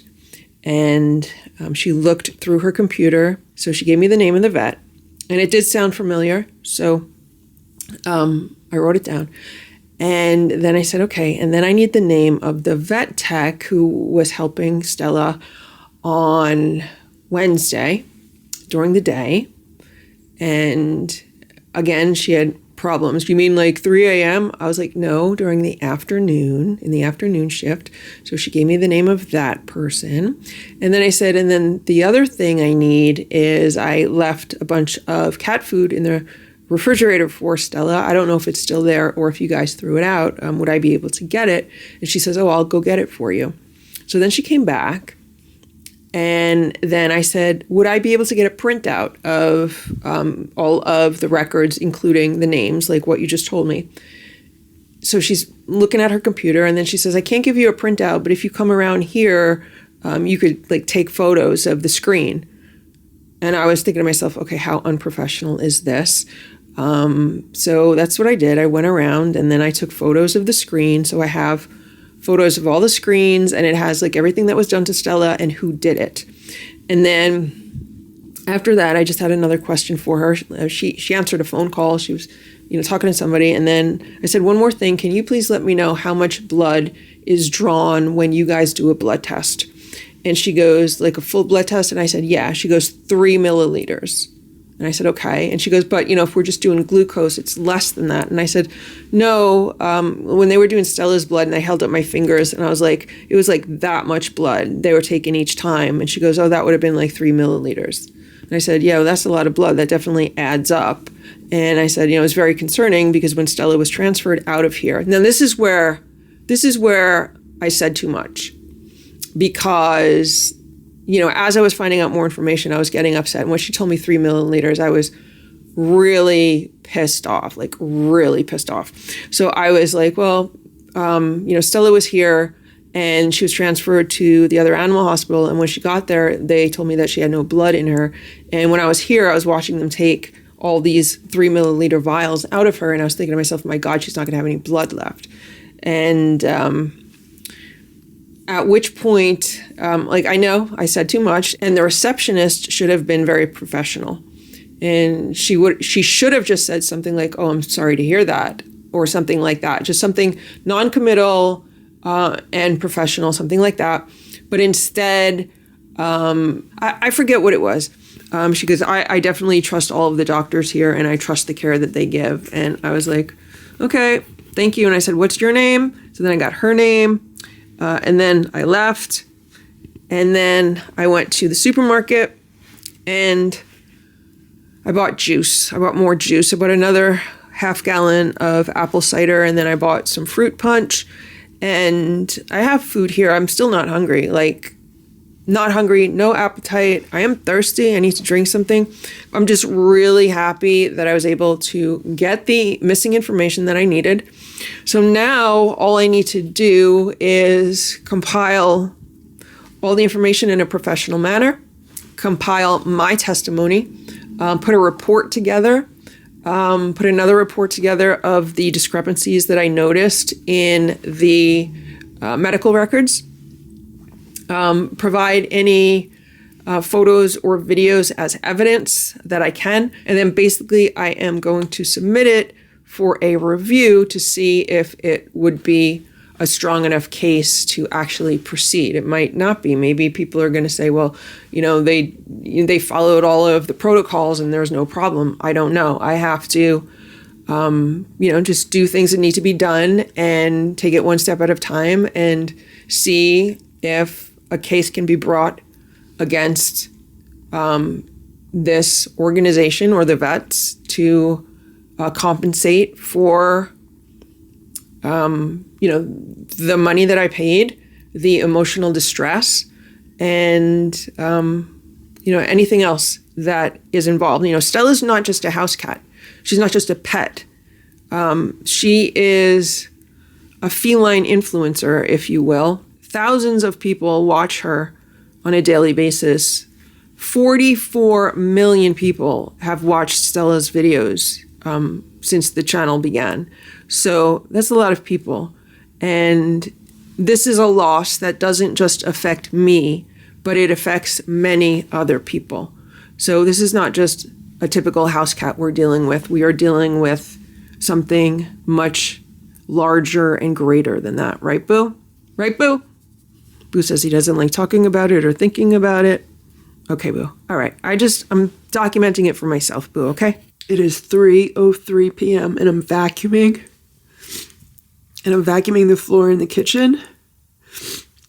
And I saw this. This is Stella's. This is where Stella used to lay, like every day. Every afternoon, this is where Stella would be. And this is difficult. I mean, 5-10 minutes ago, I was completely fine. And now this is just so difficult. Look what I found on the floor around this little bed. Look. It looks like this is Stella's fur, some of her fur. There's like a little claw up there. And I know this is going to sound strange, but I'm actually going to put this in like a little baggie and keep it. I just realized that it's actually like a litter box from the Dollar Tree, but Stella liked to use it as a bed. I just realized it has Stella's scent all over it, so I'm going to keep it, obviously. I'm not throwing it out, but I'm not cleaning it. I'm just going to figure out some place to put this. I just showed it to Boo. There's Splash. And there's this little bed. And there's Splash. Maybe it'll bring him some comfort. It is 3:33 p.m. and I am vacuuming downstairs. And it's easier for me to vacuum down here than it is to vacuum upstairs. Vacuuming upstairs was just so painful because everything was reminding me of Stella. In Boo's room, Stella spent quite a bit of time there recently when I was trying to isolate her so no one else would eat her food. So areas in Boo's room remind me of her, and of course the living room reminds me of her, the bedroom, the areas in the bedroom, and just vacuuming in general reminds me of her because I would always be like, Stella, you gonna help me? Gonna help me clean up, Stella? And she was always nosy. Stella was always a nosy cat. She always wanted to know what was going on. So she was like to watch. She'd like watch if I'm vacuuming or doing something. She loved watching and, seeing what's going on. And like, I'm definitely feeling the loss with regards to that. It is 3:46 p.m. and I just vacuumed the whole house. And I put some fresh water outside for Ox. I don't know if he's out there or who's out there, but that's Ringo and Nancy looking outside. And vacuuming was tough. Look what's going on. All the cats are coming in again. There's Sammy and Richard. Simba's under the day sofa. And there's Ringo. When Ditto passed in March of 2022, that was a really difficult time because I had spent like 5 months nursing him and trying everything that I could to kind of slow down the progression of his cancer or even better, try to reverse it. But it was just too fast moving. And there's not enough information out there about possible ways to do that because nobody's trying to do that. And that's the problem that we have with cats. With regards to many conditions, no one's trying to actually heal them because many people, many vets, just see cats as disposable. So I was, in a funk for a few weeks after Ditto passed.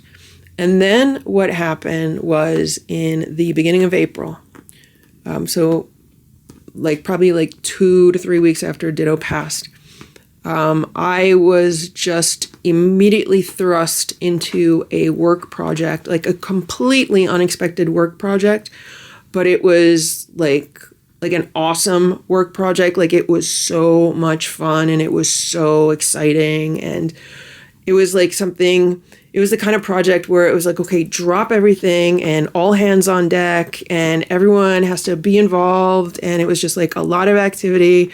And it was awesome. And it was like total focus on that for the next, I would say 2 to 3 months. And then it gradually tapered off through the summer.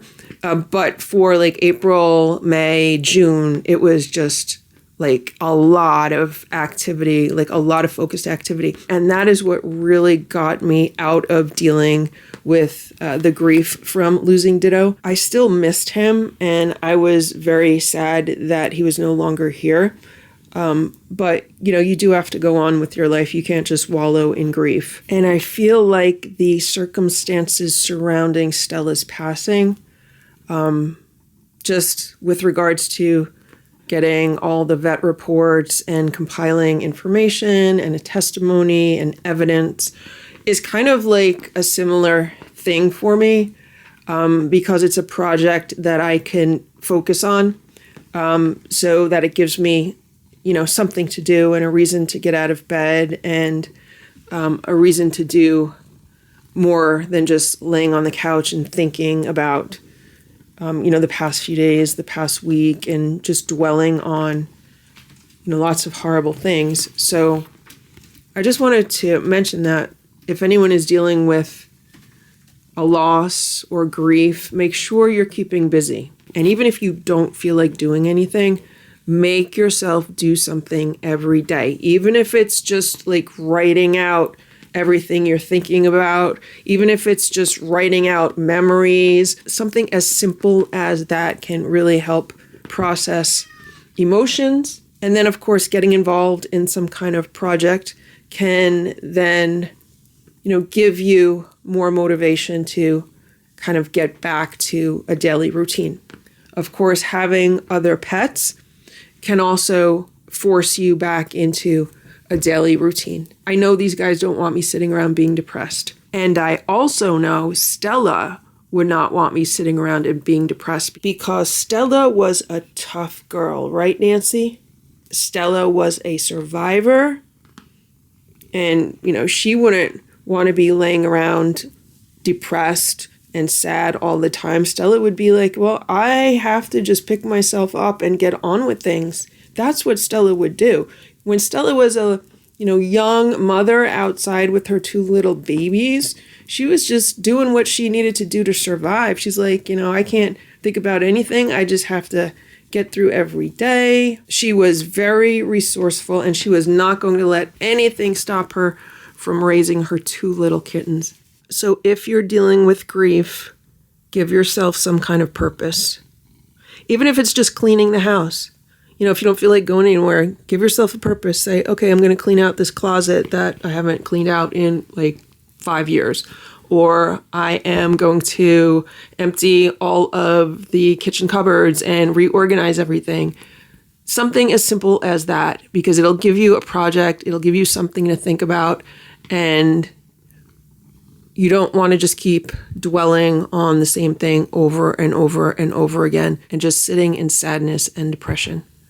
I'm not saying never sit in sadness and depression, but I'm saying sometimes you have to, you know, just set certain times for that. Say, you know, I'll let myself do that for an hour in the morning, and I'll let myself do that for an hour at night. Right, guys? Right, Nancy? The camera lens makes Nancy look wider than she is. I have to laugh. This is like a wider angle lens, and it makes things look stretched out. Meanwhile, at 4 p.m., I am a mess again, because I was just putting some cat toys down on the play rug. I picked them up to vacuum, and I just put them back down. And I was just thinking about like what happened last night. Last night, it really felt like Stella came back to the house. And I really felt her presence here. And it felt like she was telling me how much she loved it here and how happy she was living here. So, of course, when I was putting all of this back on the play rug, I was thinking about that again. And how all of a sudden today, it started last night, but today, it feels like Stella is back in this house. Like I feel her presence again. For a while, I didn't feel it at all. For a while, it was like totally empty. But now I'm feeling her presence back in this house again. And it's making me sad because I want to be able to pet her and hug her and brush her and play with her. But I can't do that. But this house totally feels like Stella right now. Even the days that she was in the emergency room and the animal hospital, it felt empty and it felt quiet. And it did not feel like she was here. It felt like she was gone. But it started last night. And it's even more so today. It definitely feels like she's here today. I feel like maybe she came to pay a visit last night. And then she went out. Maybe, she's walking around the yard, like all the places she used to like to go. Because, she didn't just stay in my yard. She used to like walk around the neighborhood. Maybe the woods. Maybe that's what Splash was looking at. And maybe now she's settling back in. She's like, this is where I want to be. I went out. I saw what's going on outside, but this is where I want to be. It is 4:24 p.m. and I'm forcing myself to eat this bowl of lentil pasta. I made it really plain, just with some butter and some Parmesan cheese, because I still can't stomach like a lot of flavor. So I am going to eat this because all I had today was the avocado toast earlier. It's 4:30 p.m. I was just eating my pasta and I was reading an article about grief and the different stages of grief, and it's all bullshit. Like, what happens to one person does not happen to another person. Like, everyone goes through it differently. But all these people want you to think that it's like all the same and everyone goes through the same thing. Yeah, everyone does go through the same thing with regards to grief in general.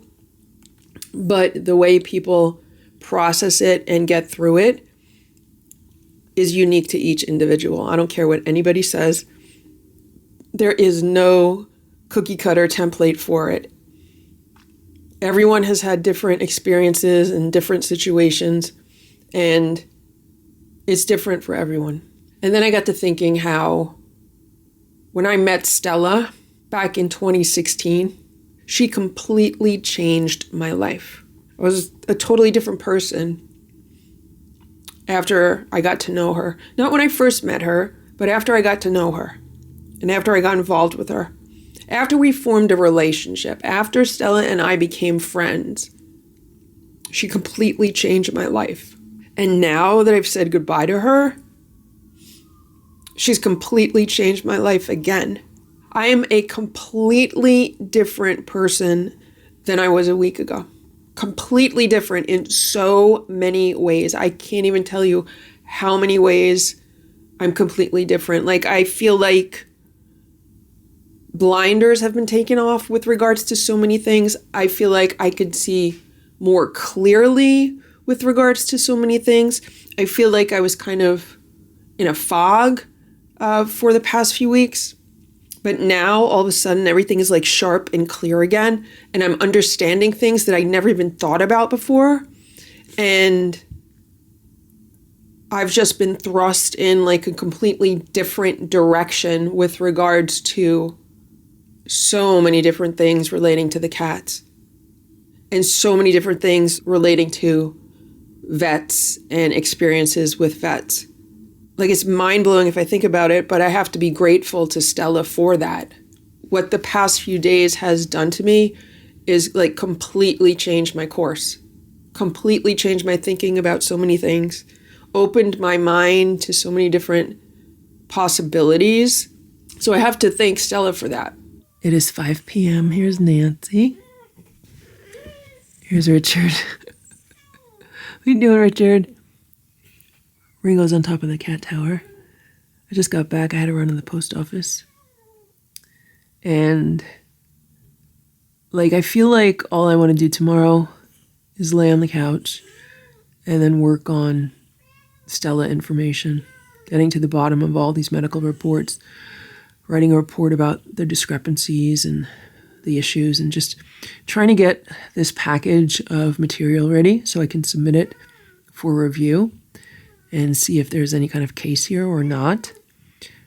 So I think that's what I'd like to do. I don't think I'm going to go to that bereavement group in the morning. Also, tomorrow, toward the evening, it's supposed to start snowing. We're supposed to get 3 to 5 inches of snow overnight. Hey, Richard. Have you heard him meowing?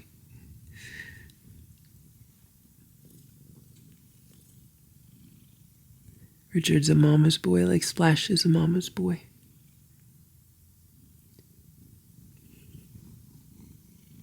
So anyway, we're supposed to get snow overnight, which I'm not very happy about. I'm hoping it just changes to rain. I looked at Richard really fast, like in this camera behind Nancy, and I thought it was Stella for a minute because that is always where Stella laid, in that corner of the bed. Right now I'm feeling okay, but all day long I've just been riding waves.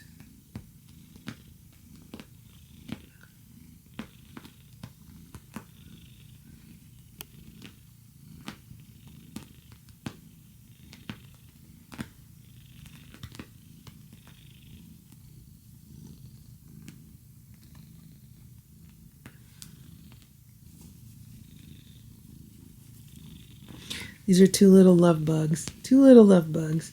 Nancy is like a split personality. Like, she's so nice and sweet, and then other times she just becomes like a terror.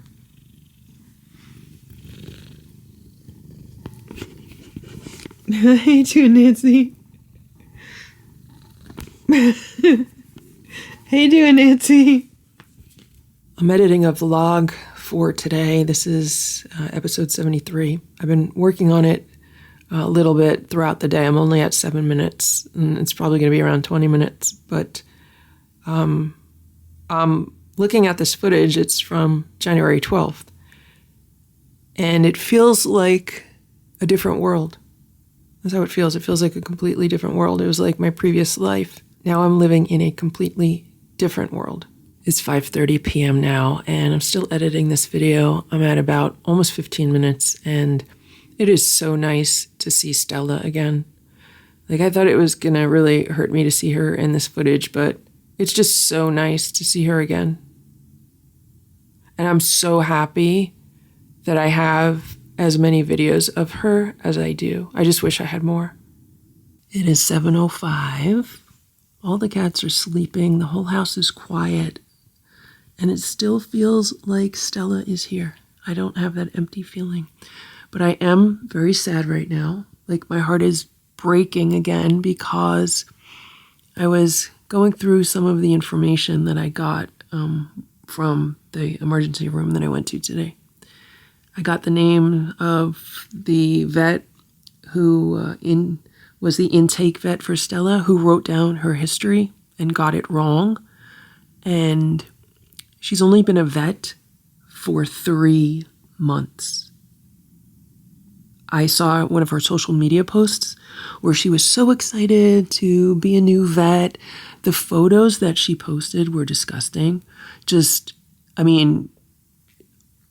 Like, there's a photo of her doing an operation on what looks like a dog, and the dog is like, cut open. All you see is like a big open wound, and she's like smiling. I'm like, it is so like unethical and immoral, those type of photos on our page. It's disgusting. And I'm so mad about that. Like, you've only been a vet for 3 months. You have no idea what you're doing. And you helped to cause the death of my cat.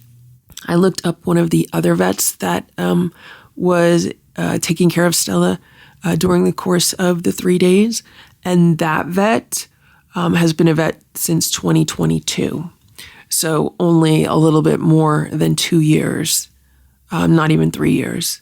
I will never, ever use that company again. if you have an open concept vet emergency room near you, that's not the name of the company, that's what it is. If you have an open concept vet emergency room near you, never go there. Never, ever, ever use them. They are completely incompetent and negligent. Right, guys? So I just posted a vlog video, and it wasn't difficult. I actually enjoyed editing it. What is difficult is going through comments right now and just like reading some things that people are posting. And the reason why is because nobody knows yet. And it's going to be a very difficult thing to announce. And I'm still trying to figure out how I want to do it. Like, I know what I want to say. I wrote it out yesterday. I want to tell Stella's entire story. I'm just working on, like, what do I do for the visuals for it? It's really difficult because Stella's in the videos, and then when I get comments about Stella in the videos, you know, I don't want to say anything yet. It is 7:56 p.m., and I just fed the OG4. They're always going to be the OG4. So what happened a few minutes ago, you're not coming upstairs, come on, we'll shut the door, come on, is that Splash was walking through the living room. He was like looking around. He's like, is anyone here? Because sometimes he's kind of cautious around the Lucky Seven. And Ringo was in a cat tower. Well, Ringo saw Splash walking through the room, and then Ringo jumped down from the cat tower and ran into the dining room. And I knew he was running toward where Splash was. So I immediately got up and started yelling at Ringo. And then he just like left and went downstairs. I don't know why he does that. He hasn't done it in a very long time. And I don't like the fact that he's doing that. I don't like that any of the Lucky Seven would be like bullying any of the OG4. Like, that's just not right. So I immediately put them downstairs. They go into timeout downstairs. If they can't behave upstairs, they go downstairs. That's it. Nancy could cry at the door as much as she wants. She hasn't been behaving recently either. It is 8:27 p.m. Here's Boo. And there's Splash in the back looking out the window. And I'm actually thinking of going back to the vet emergency room to gather more information and evidence. Because like what they have there, like when you walk in on the front desk, they have all the business cards of all of the vets that are working there. Now, I only picked up like 3 business cards earlier, and I am, just verifying that these are very inexperienced vets. And what I would like to do is go back and get all of the business cards, right, Boo? And then look up all the vets' licenses and see, when they were licensed, how long have they been a vet. So I'm thinking about doing that tonight because I don't want to see the girl that was at the front desk like earlier today when I went there because she was so nasty to me. So I'm figuring like if she got off her shift, let's say 7:30, 8 p.m., then it should be a different person there. And maybe because it's at night now, they'll be a little bit busier because they were really not busy in the afternoon. And then maybe I could just like walk in, get the business cards, except, I need to figure out like, what do I say? Like if they say, hey, can I help you? And I'll be like, oh, I'm just here to gather some information. I mean, that's not lying. So it's 9:25 p.m. I just got back. I ran to the vet emergency room, walked in and grabbed one of every business card that was on the counter. And I confirmed with the girl working there that, yes, these are business cards for every single vet that works there. And as I was driving home, what I realized was that Stella was really much more like a partner with me when it comes to managing all the cats in the house and just taking care of everything. Because, Simba and Splash used to go to her, and she used to manage Boo also. So Stella was like the manager of the OG4. Boo thinks he's the alpha of the group, but the reality is that Stella was the boss of the group. Like, she was really in charge of it because Simba and Splash used to go to her for their needs. And so that is a loss that I'm very much feeling now, because now they will be coming directly to me and not to Stella.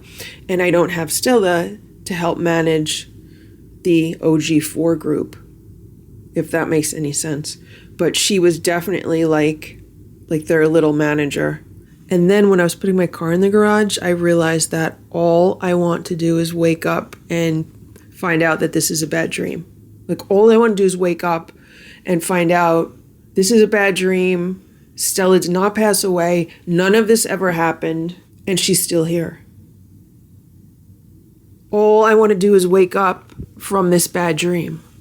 I just went through all of the business cards and looked up all of the veterinary licenses.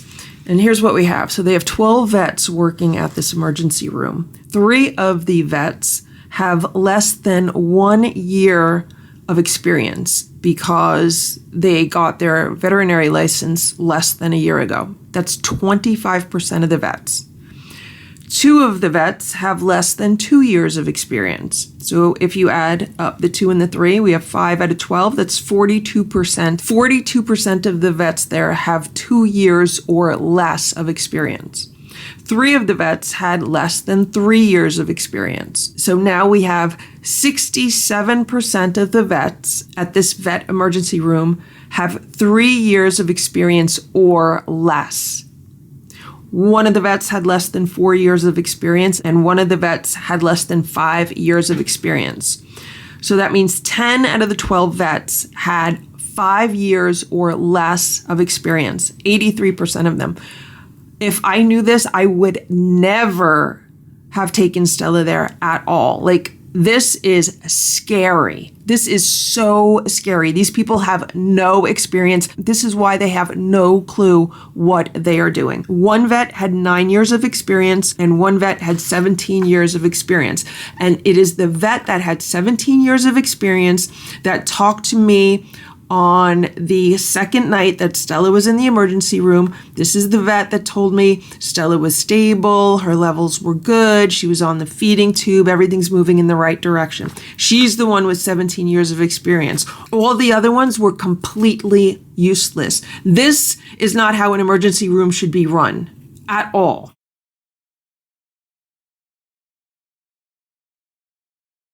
It is 10:34 p.m. and I can't find Sammy anywhere. So when I fed the Lucky 7 downstairs earlier, she didn't come out to eat. And I was like, okay, that's weird. Maybe she's upstairs somewhere. So I looked for her up here. I couldn't find her anywhere. Then I was like, okay, I'm going to run to the emergency room to get the business cards. So I did that. I came back. And I don't know where she is. I'm calling for her everywhere. She's not answering. Normally when I go downstairs, she's the first one to greet me. But she's not there. And usually if I call for her, she'll come out from wherever she is. She's not doing that. And she's not doing that up here either. I have no idea where Sammy is. I can't imagine that she got out of the house. I don't know when she would have gotten out. I don't think she would have gotten out. I don't know where she is at all. It's 11 p.m. and I am still trying to find Sammy. I searched up here again. I even got my flashlight out. I don't know where she is. I checked security cameras and I checked whatever footage I was filming today. And Sammy was in this cat tower like around 3 p.m., 3:30 p.m. She was here in the bedroom a little while before that. And the last time I saw her on any of the footage was at 4:19 p.m. when she was downstairs and she came like running up the stairs. So I haven't seen her since. I looked at all the footage down here, and she's not on any of the footage down here after 4:19 p.m. So that would make me think she's upstairs, but I've searched the upstairs multiple times, and I don't see her anywhere. I don't hear her. She's not coming out when I call her. I hope she didn't go outside. I can't imagine when she went outside. The only time I went outside this afternoon, actually I went outside twice this afternoon. I went outside when I scooped the litter and I took the litter bags out to the garbage. And then I also went outside when I had to go to the post office. That was like right before 5 p.m. Now, I know she didn't go out the door when I went to the post office. I don't know. Maybe she went out the door when I was going to dump the litter in the garbage. Ziggy, where's Sammy? There's Eva. It's 11:15. I'm exhausted, and I just want to go to bed. But I want to find Sammy first, because she didn't eat her dinner, and I have no idea where she is. I literally just went outside and I was walking around the yard calling her. So earlier I was saying that the house felt full. I was like, oh yeah, it feels like Stella's here. But now it feels like Sammy's missing. Like something doesn't feel right now. It feels like Sammy's missing. I looked at all the security camera footage from the living room, did not see her on it. I looked at the security camera footage from Boo's room. The only time she was in there was sometime between 3 and 4. The same time I saw her in my room. And then at 4:19, I saw her like run up the stairs from downstairs. I didn't see her downstairs after that.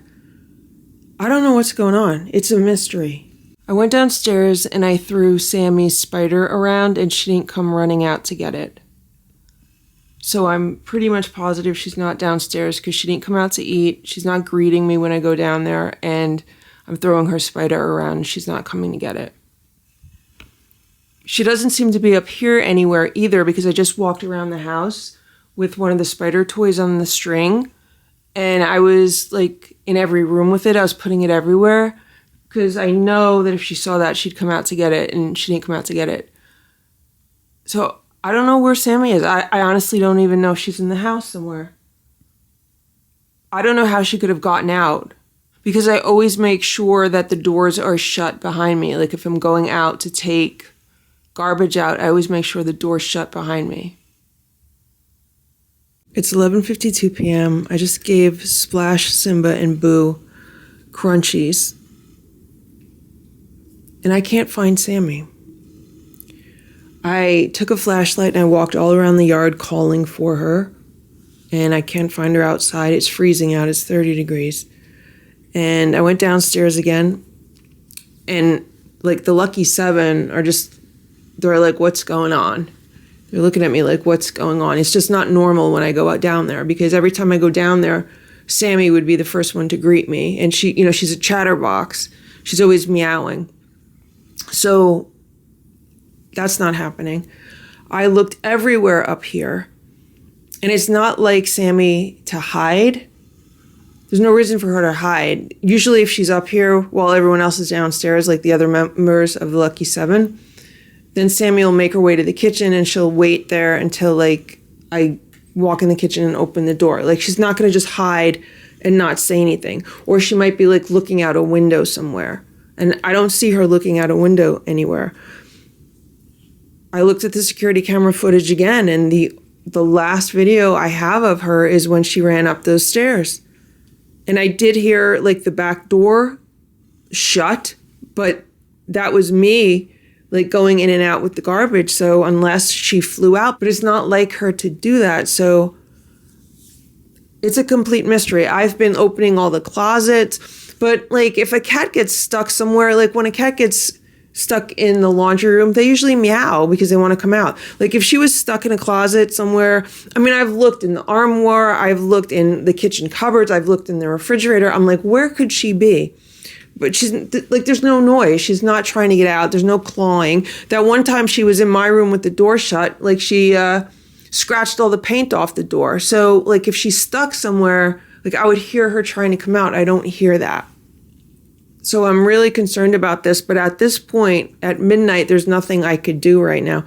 What I did was I took one of the security cameras and I have it pointing out the back door. So that way, if she happens to walk by during the night, I'll be able to see her. Also, I am charging another one of the portable cameras so I could put that outside pointing in a different direction. And hopefully, if she walks past it, I'll be able to see her. I don't know. I don't know where she is. I'm at a total loss. And right now, on top of everything that I'm dealing with, I don't need this. I don't need this. Here's Nancy, and I put a security camera by the back door. It's right here, pointing out the back door. I also put some dry food out for, Sammy if she's around. And Ox was out. I saw a cat eating in it, and I thought, oh, that's Sammy. But then I was like, no, that's Ox. Sammy's definitely not here. I mean, I can't imagine she would be here and then not like coming out or meowing or like trying to get out of wherever she was stuck.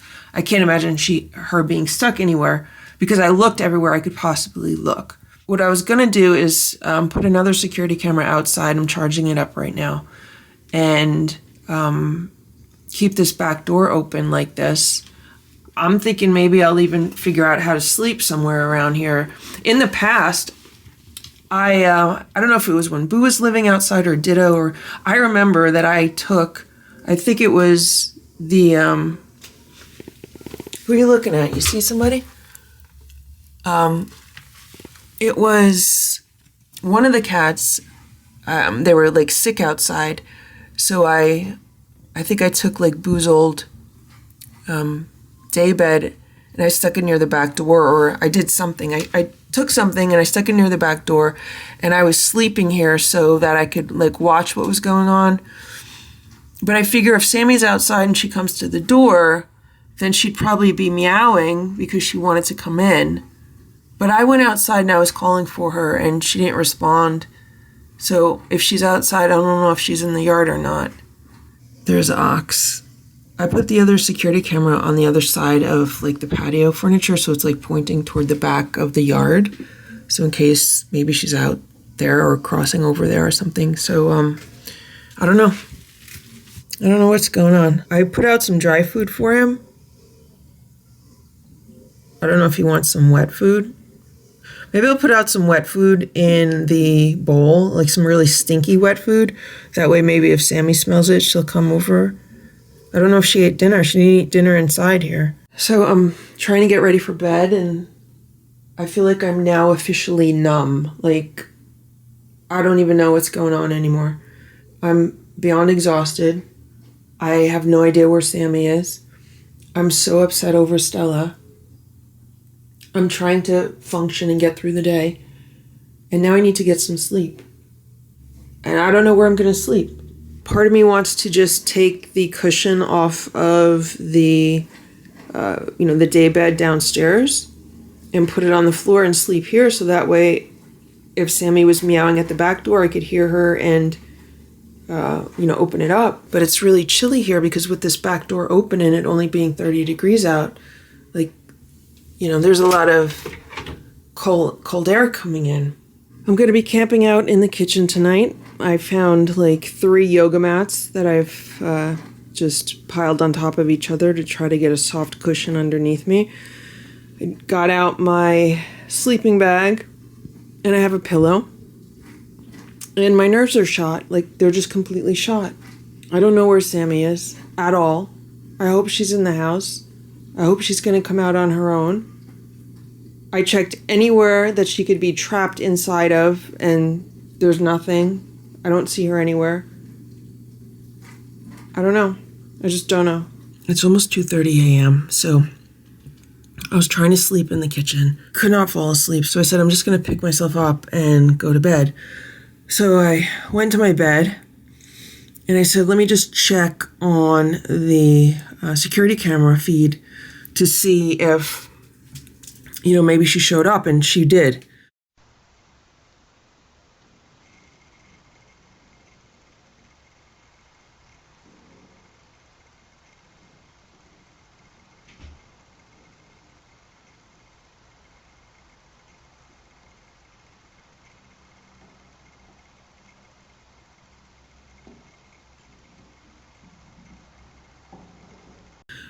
She was walking toward the back of the house.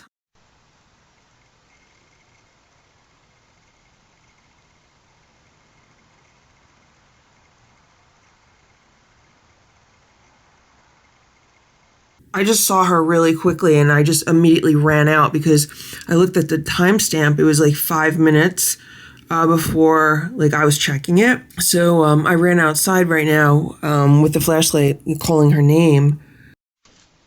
Sammy. Sammy, come here. Sammy, come here. Sammy. But I don't know where she is. But at least I know she's outside. I just took one of the litter boxes from downstairs and I put it here near the back door because, people say that if you put the litter box out, then they'll make their way home to it. She didn't come by to the food. As far as I could tell, she didn't come up to the back door because she wasn't seen on that camera. I'm probably going to find an article of clothing and put it out also. Here she is. This is the footage.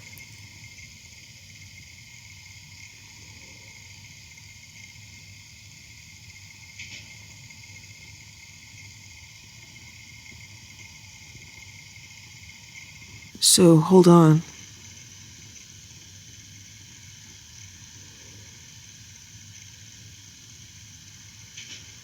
Yeah, so it's like she heard the door or something. It looks like she just stood there for a while, and then she went to the back of the yard. Like, she should have ran toward the back door. There's Ox. Ox is eating some food.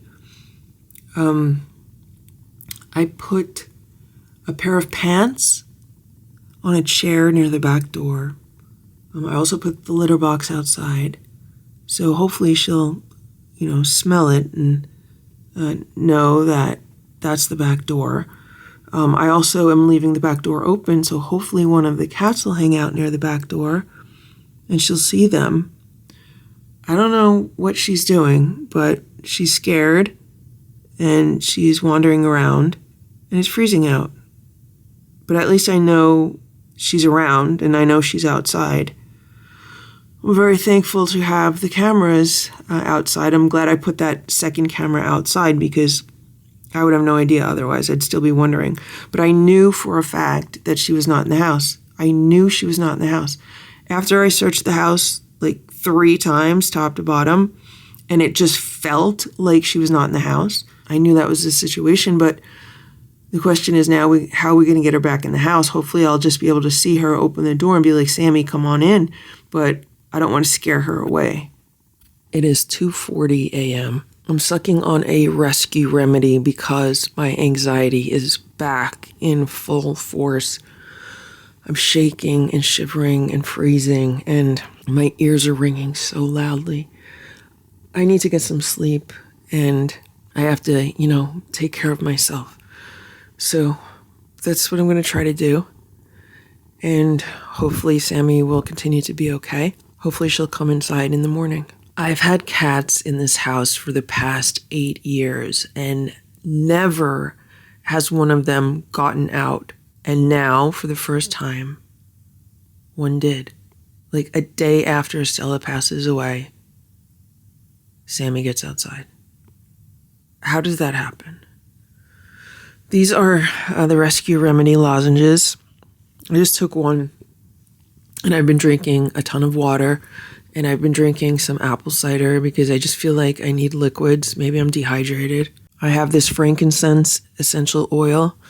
I put this on the bottom of my feet because it's supposed to help you fall asleep. I put it on the back of my neck, my forehead. And I have this magnesium oil spray. It says it's effective for relief and relaxation. So I sprayed some of this on myself. And I also took a little bit of honey because this also seems to have a bit of a calming effect. So I'm trying to fall back asleep. And you know what I just realized? I just said that in 8 years of having cats, none of them ever went outside. And Stella passed away yesterday, and here one of them is going outside. Maybe Sammy saw Stella outside. And Sammy was like, well, there's Stella outside. I'm going to go hang out with her or something like that. And so that's why Sammy ran out the door. I don't even know when Sammy ran out the door because, I didn't see it. I didn't hear it. I have no idea. But that's the only logical explanation because she just went out on a harness. I tried to take her outside on a harness a few weeks ago and she didn't want to go out. She just wanted to run inside. So I'm seriously wondering if she saw Stella outside and she's like, oh, there's Stella. Let me go outside also. Because, copycats. It's 3:24 a.m. I just went downstairs and I grabbed the blanket that Sammy's been laying on recently. And I grabbed a cardboard box and I put the blanket in the cardboard box. Like it's a big blanket, like a human-sized blanket, not like a little cat blanket. So I just bunched it up in the box and I put the box like out by the back door. Hopefully, she'll smell that and she'll come by. The best thing in the world would be is if she finds the blanket and then curls up inside of it. And then, tomorrow morning I wake up and there she is ready to come in. That would be the best case scenario. But I'm drinking a ton of water right now. I'm drinking juice. I'm trying to keep myself hydrated. I was doing fine. I was just about to fall asleep, but then I just got that idea in my head. I was like, I better go do it now. And now I'm freezing again and shivering, and I hate this. I hate this anxiety. It's just anxiety on top of anxiety right now.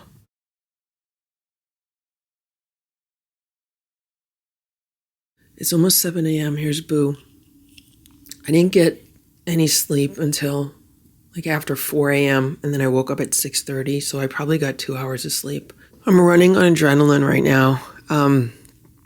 The sun's starting to come up, so I'm going to go outside and call for Sammy. I'm going to walk around the yard, call for her, and see if she responds. And then hopefully she will. If not, I need to get a little bit more sleep, and then I'll probably contact some neighbors and let them know to look out for her. Right now it's only 24 degrees out, so I hope Sammy's doing okay. I just walked all around the immediate area, all around within, I don't know, a block of this house in two directions. And I just put out some cat food, some dry food, some really stinky wet food. Here's the litter box. There's my pants. There's the blanket in the box. Now, I did see one of my neighbors, and I asked him to please keep an eye out for her. And I've been calling for her, and I have not been getting any responses, so I have no idea where she is. And then I posted on a local app, and I notified the woman down the street who takes care of cats, and she said she's on a business trip, but she's spreading the word around about Sammy so other people in the area can keep an eye out for her. Now, we have to remember that Sammy was a feral cat in the area, and she lived outside. Before I rescued her, she lived outside. So my hope is that she returns, like she used to do when they used to live outside. She used to come back for meals, and then I eventually trapped them and they came inside. So I'm going to put a meal out. There's some food out. It's probably frozen, and then Ox ate the rest of the food. I'm going to put some food out for her. Hopefully she'll come by and eat it. If not, there's nothing I could do right now. I need to focus on myself. That needs to be my number one priority, because I cannot let myself get run down and get sick. And I'm starting to feel that happening, because I need to start eating better. I've been drinking like crazy, but as I'm filming this now, like my mouth is dry. I need to rest. I got 2 hours of sleep last night. The previous night, maybe I got 4 hours of sleep. Like, I have not gotten a full night of sleep in like 5 days.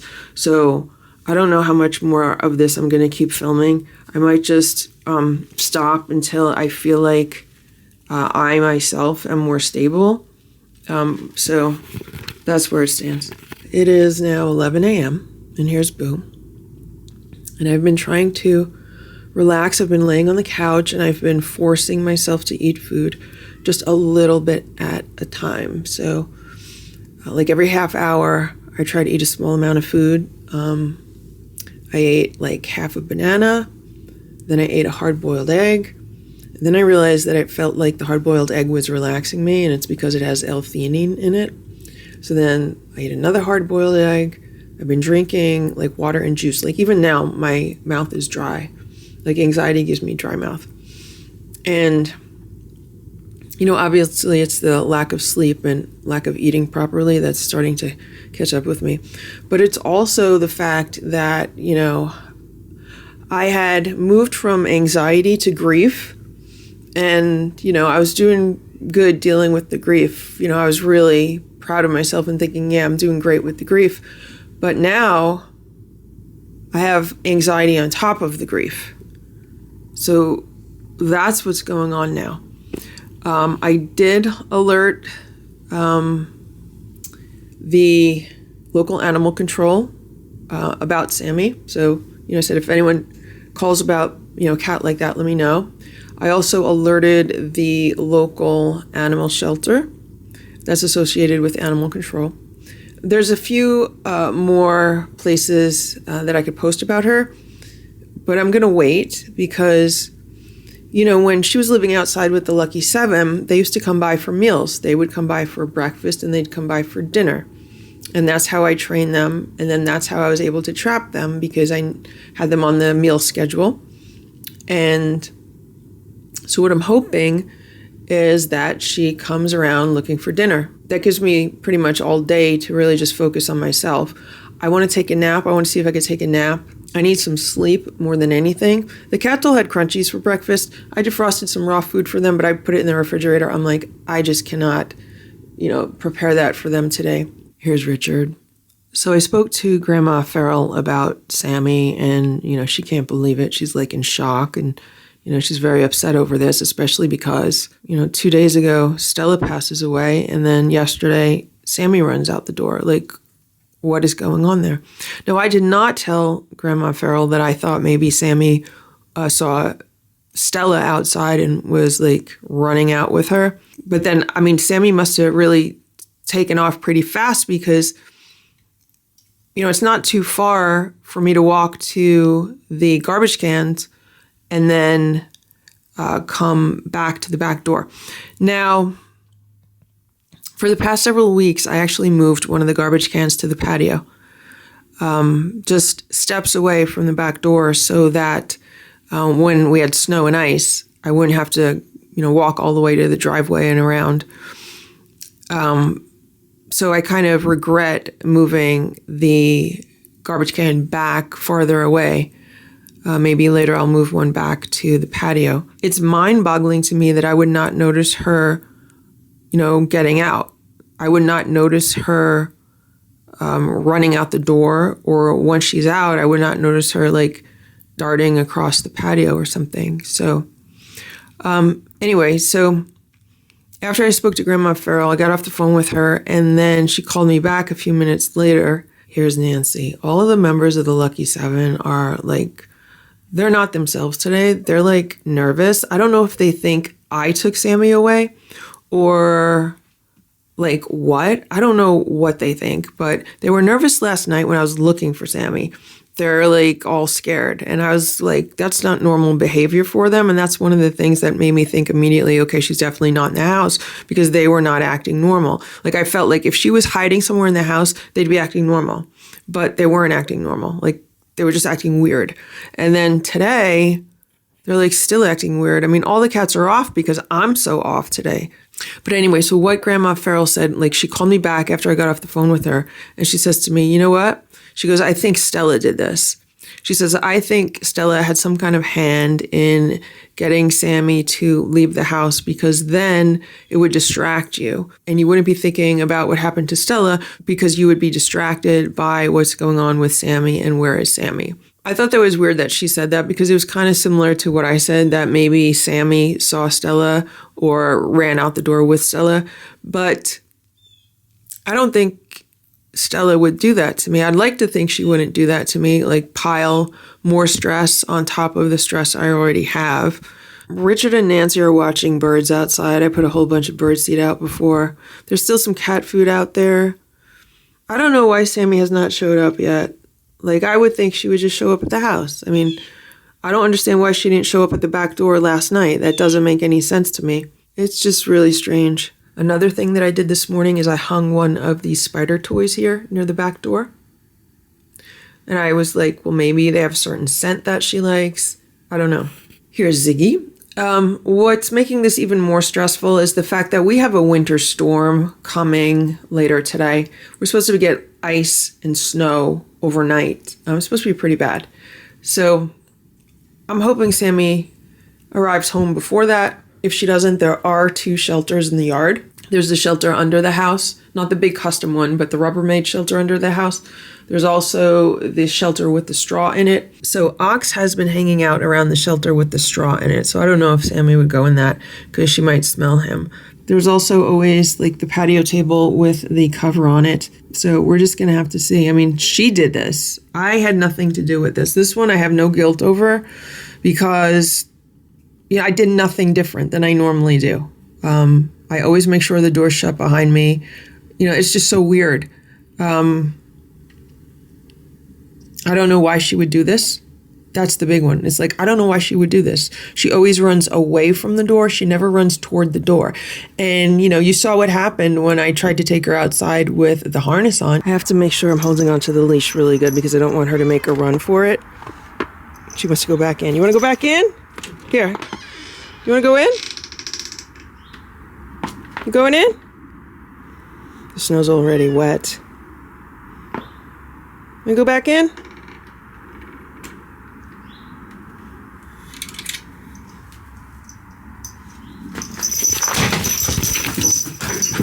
She didn't want to go outside. All she wanted to do was come back inside. And she flew inside so fast, like she was all flipped out. So now why all of a sudden did she want to go outside? I also placed an Instacart order for some more eggs and some juice. And I also ordered some like turkey deli meat because that's high in tryptophan, which can be relaxing.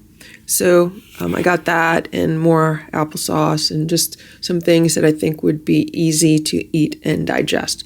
I'm full of food. My refrigerator is full of food. The problem is that it's a lot of really healthy vegetables and salads and, that kind of stuff is not what I want right now. And it's not something that I don't think I would even be able to easily digest because my digestion is off. So the entire house is a mess because of, all this week running back and forth to the emergency room and the animal hospital and, dealing with all that stuff. So I'm just trying to get through the day. I'm just trying to get through 1 hour at a time and then get through the day. And, today I need to focus on myself more. Yesterday I worked, I got some work done. The day before I wanted to document everything about my experience with Stella. And today I wanted to move forward with actually writing up reports about it, but that's not going to happen, or I don't think it's going to happen. Maybe if I start feeling better, maybe if I get a few hours of sleep, it would happen. But like right now, more than anything, I'm just like numb. I'm numb. And then I get like waves of anxiety. And the grief is like pushed to the background. That's what's going on right now.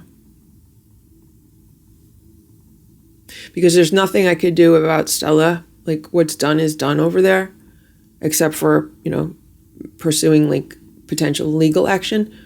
But with Sammy, this is an active situation. And I was so proud of myself for, moving back toward normalcy with regards to, cat routines yesterday and raising the vibe in the house. And we were doing so good. And now this. Like, the vibe in the house today is the lowest it's been this entire time. It's because I'm just out of energy. That being said, I'm trying to watch some happy and funny shows. I just put on Amazon Prime, and I'm watching a bunch of I Love Lucy episodes because those are always really funny. I'm just hoping I get some sleep. I just need to take a nap. Right, Bo? You're my good boy, Bo. You're a good boy. Good boy, good boy, good boy. Good boy, Boo. It is 12:22 p.m. I just went outside with 2 more security cameras that I charged up, and I put them in various places around the yard. Actually, I put one right here, so I don't have to have like this wired one over here, and I'd be able to shut the door. Although I'm going to leave the door open. And then I put another one on the side of the yard, like on the side of the house. And I went outside and I was calling Sammy's name. I didn't hear her respond. And then I came by the door and I yelled Sammy a few times pretty loudly, hoping that wherever she is, she might hear it. There were a whole bunch of birds eating the cat food. So I don't want to put more cat food out because as fast as I put the dry food out, the birds eat it. I'm tempted to get in my car, just drive around the block and see if I see her anywhere. I might do that. It's 12:30, here's Boo again, and I just drove around like a few blocks, and I've not seen Sammy anywhere. Whoever was out walking, I stopped them. I'm like, have you seen the little black and white cat? No one has seen her. Honestly, I think she was running around all night because she was a nervous wreck. I don't think she got any sleep all night, so I think what she's doing right now is probably sleeping somewhere. So I don't think I'm going to have any luck getting her now, but I need to get myself together. Like, I just stuck my hair up and ran out the door this morning to see, if I could find her around like sunrise. And I haven't done any since then because I've just been feeling so horrible. So I'm feeling a little bit better after I ate those eggs. And it felt good to drive around outside. So I'm just going to fix myself up a little bit. I think it'll make me feel better. I don't know. I feel like I always have to just be ready for an emergency. This week has just been so ridiculous that I feel like I need to be able to drop everything and go at a moment's notice if something happens. Not that I am anticipating anything to happen to Sammy because, Ox is around and Bob is around, the other cats. And Sammy knows this area, and hopefully she remembers her little hidey holes and stuff, so that's what's going on. It's almost 1 o'clock, and here's Ox. He's eating whatever's left in this bowl. He's having a great time right now. He's really enjoying himself because there's been so much food put out, and I put fresh water out there yesterday, and I put all that bird seed out, so he has all kinds of birds visiting him. He's just loving life. Right, Ox? Right, Ox? And I've been in contact with the woman that, TNR'd him and takes care of him. And she's so happy because she's away on a business trip right now. And I said, I think he's been using one of the shelters around here, and he's definitely, eating all the food that I put out. So she's really happy that he's being well taken care of. And she's been spreading the word about Sammy. And there's a few other women around here who have been, actively, suggesting things and concerned. So, I did some of what they said, but, I want to wait. I don't want to jump into it too fast because I am hopeful that Sammy's just going to come back later. Hopefully. The problem is that when the cats were living outside, even though Sammy was the first one to be trapped, she wasn't always the one that was around the most. She was the one that was around the least. I don't know. Maybe there was another family somewhere feeding her or them. I don't know. Maybe she has some other cat friends somewhere. It's just really, really strange. But I think I mentioned that I did an Instacart order of some foods that will be easy to eat. And thankfully, I thought of it before the shopper was done. I added a hot rotisserie chicken to it. And what I would like to do is get one of the traps out of the garage and set it up with some chicken in it because I know Sammy loves the chicken. My concern is that Ox is going to go in the trap because, Ox is hanging out here on the patio. My other concern about Ox is that he might chase Sammy off. And I don't want that to happen. I don't want him chasing Sammy off. But I don't know how I would be able to chase him off because, if I chased him out of the yard, if I went outside, he'd run out of the yard, but he'd come back. He'd come right back. Look how happy he is, stretching. He's happy because there's cat food. I put a whole trail of cat food back there, the dry cat food. It's everywhere. For him, it's like a giant buffet. It's 3:30 p.m. and I just put a trap out with Sammy's favorite food, which is rotisserie chicken.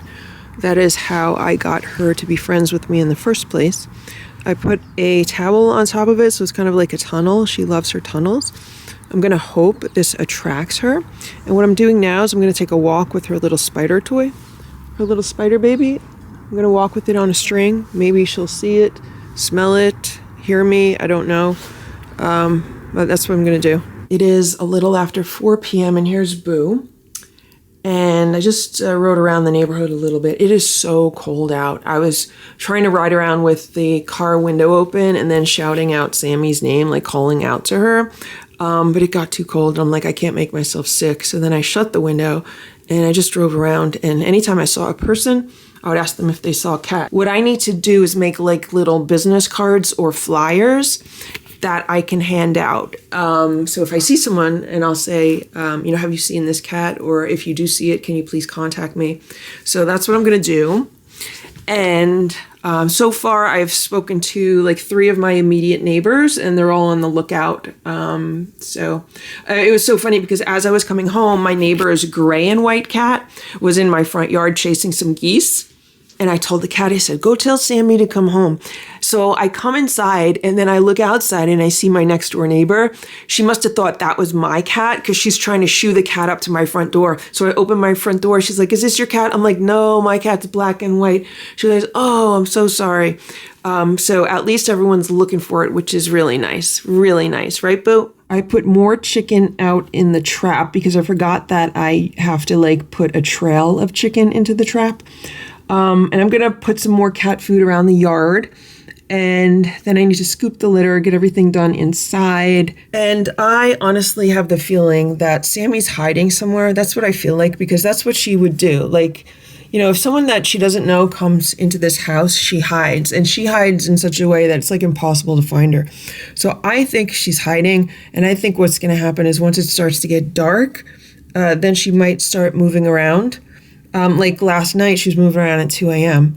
So what I might end up doing is just camping myself here by the back door.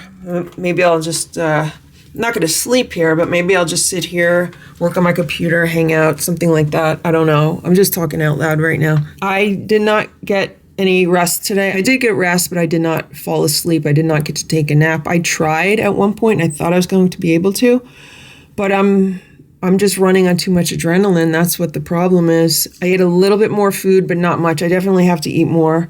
Maybe I'll eat something before I do the litter boxes, but I think first things is I'm going to put some more cat food outside. I just put one of Sammy's tunnels underneath the patio table.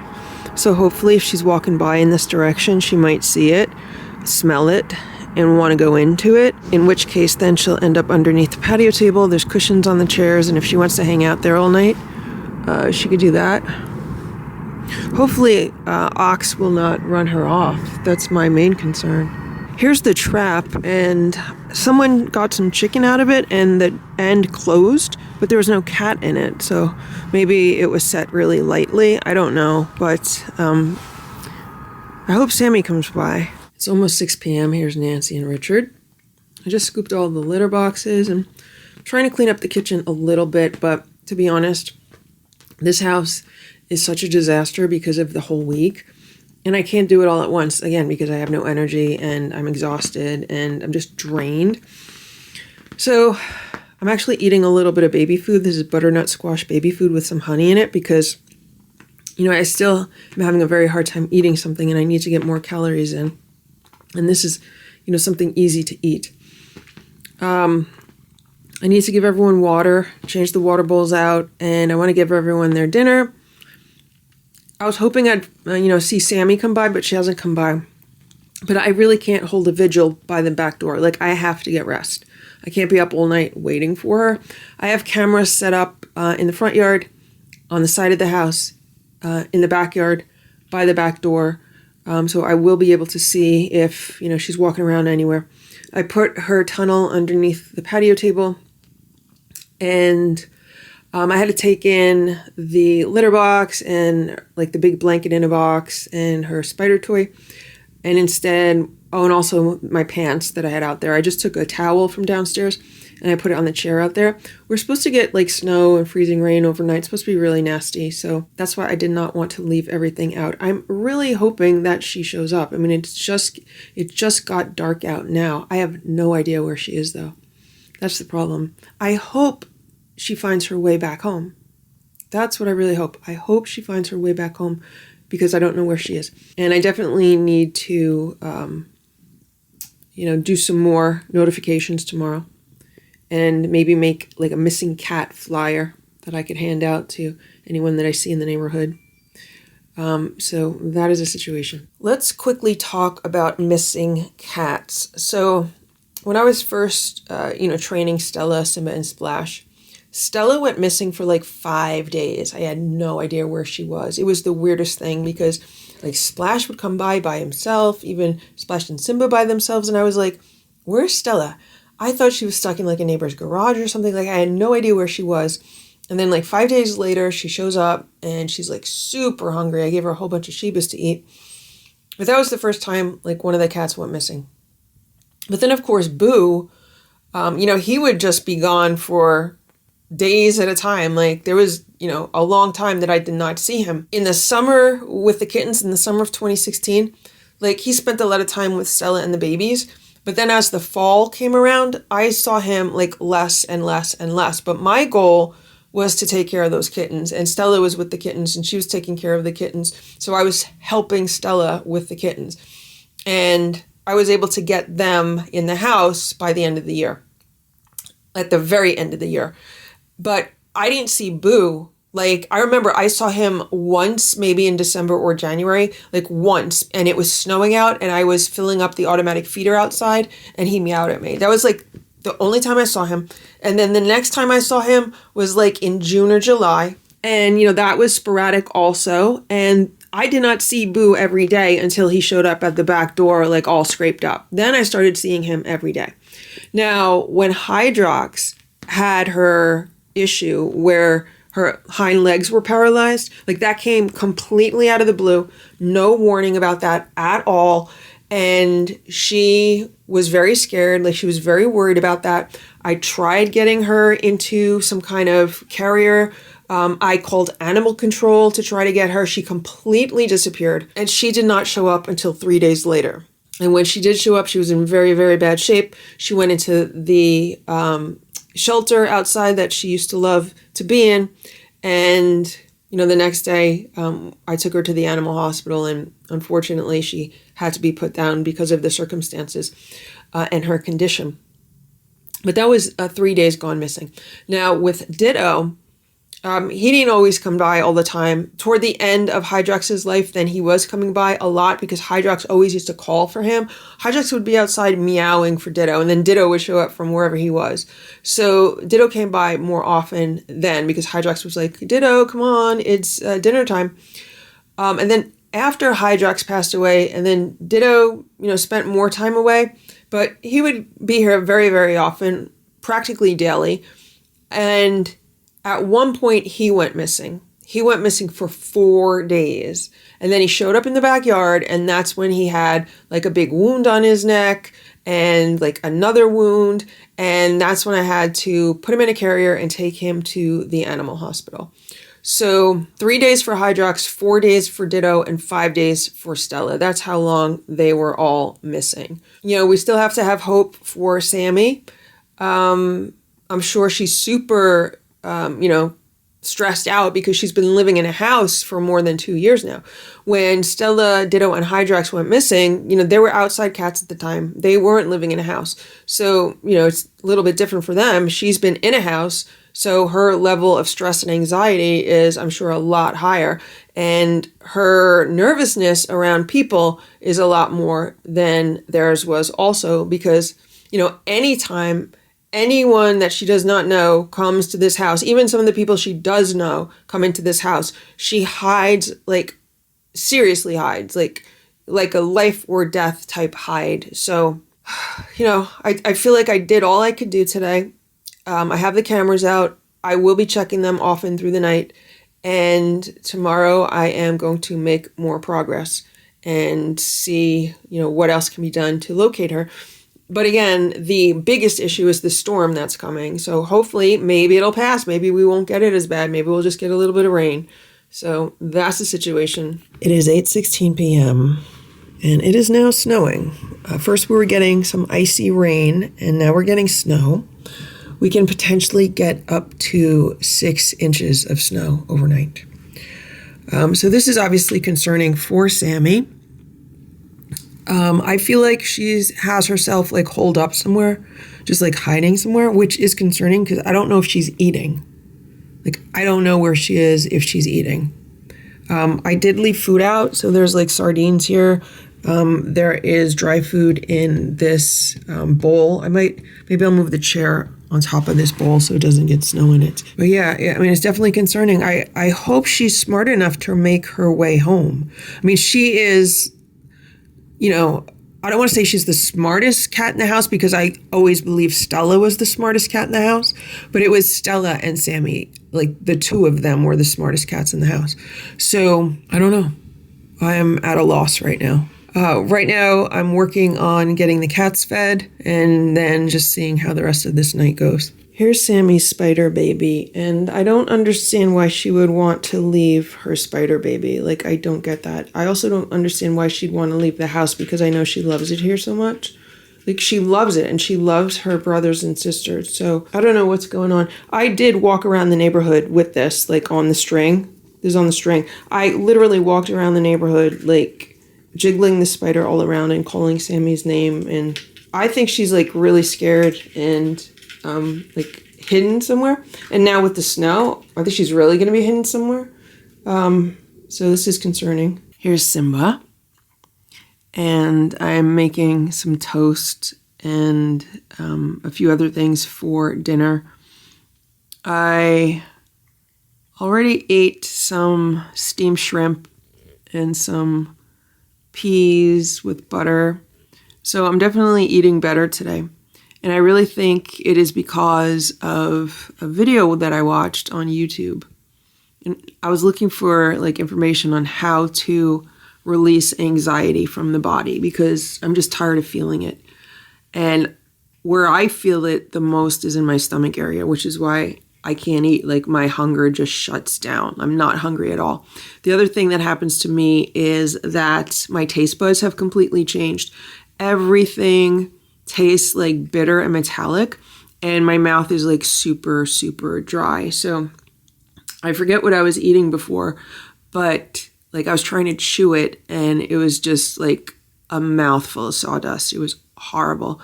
So that's why I've been sticking with like juice and fruit and, you know, something that might be like more liquidy. I ate some guacamole today. I didn't even put the guacamole on anything. I literally just ate guacamole with a spoon. I also ate some tapioca pudding. So, you know, something with like soft consistencies like that. I'm definitely feeling better because I'm eating a little bit more. And right now I'm going to make some toast and put something on the toast. I haven't figured that out yet. So with regards to the video that I was watching today about releasing anxiety from the body, what it said was, you have to tell your body that it's okay to feel it. And you have to kind of accept it and just sit with it and tell yourself that even though I'm feeling this, like, it's okay to feel this and I can work with this feeling and I could move through it. And I don't have to let this feeling stop me. Even though I'm nauseous and I'm not hungry and like my stomach is in knots, I don't have to let that stop me from trying to eat something. I might not enjoy eating it. I might have to eat it differently. I might have to make some accommodations with what I'm eating, but I should not let any feelings of anxiety stop me from, you know, going about my normal routine or the normal things I do in a day. So I tried it, and that's how I was able to eat the steamed shrimp and the cooked peas. So now I'm going to see if I could have some more toast and whatever I end up putting on top of it. And I do feel better now, just in general with regards to the anxiety.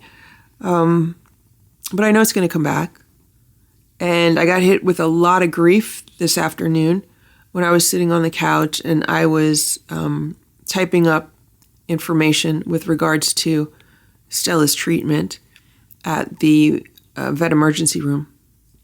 Because every time I have to type it up, I have to kind of relive it in my memory. And it's very, very difficult to do. So that caused a lot of grief, but I got through it. And I'm just really hoping to get some kind of decent sleep tonight. I have to think positively about Sammy and that she is okay somewhere. And I actually might put 2 more notices out tonight with regards to, missing cat. Can you help find her kind of thing. So that's where it all stands. One of the good things about all of this snow is that it makes it really easy to see cat tracks.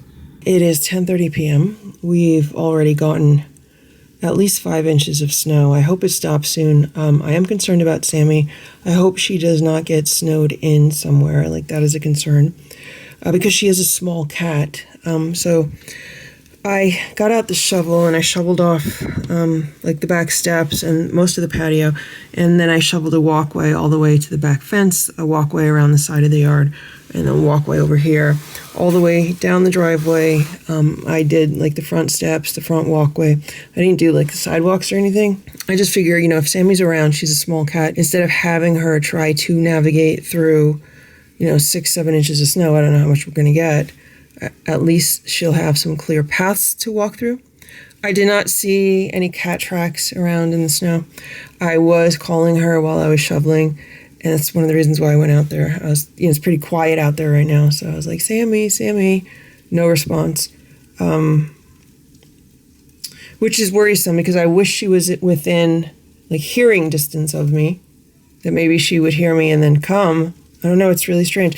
It's really strange. I always thought that if a cat got out, that they would hang around the yard, that they wouldn't wander off too far.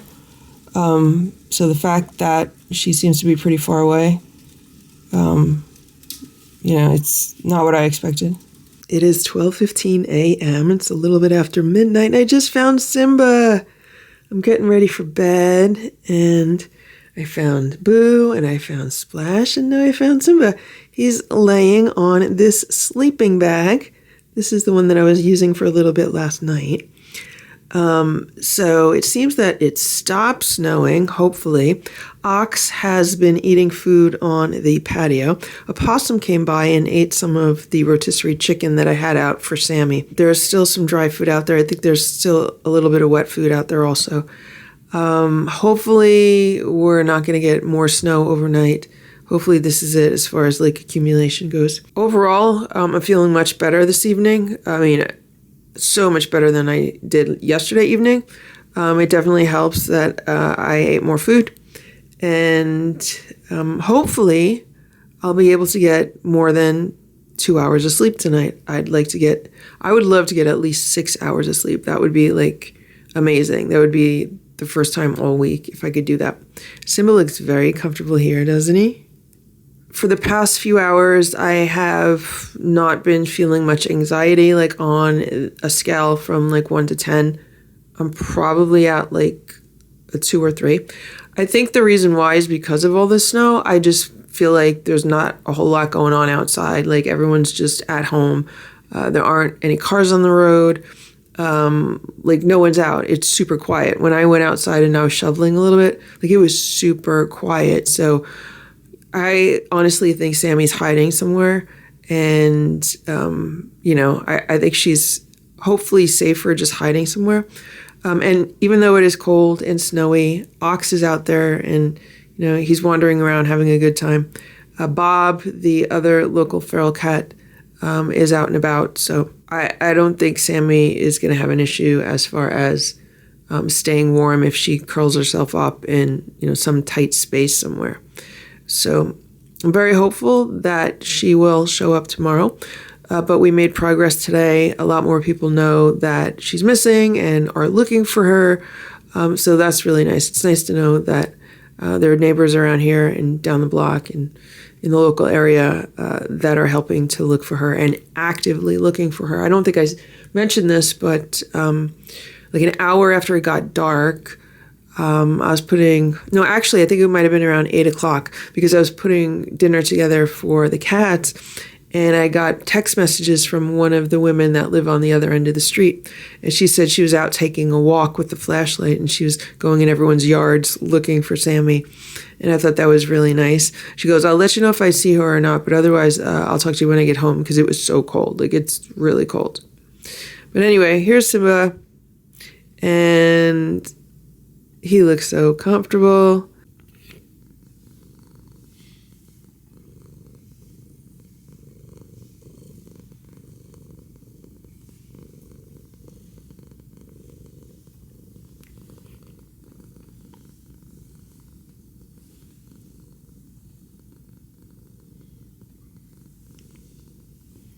Look at his fluffy belly, fluffy belly, fluffy belly. Every time I look at Simba, I see Stella. Right? Right, Simba? You look like your mommy. Except Stella had white. But she was half tabby, half white, half tabby, right?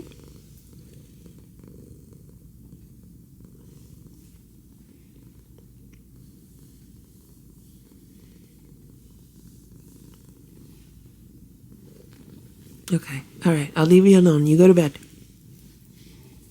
I'll leave you alone. You go to bed. Okay? Okay?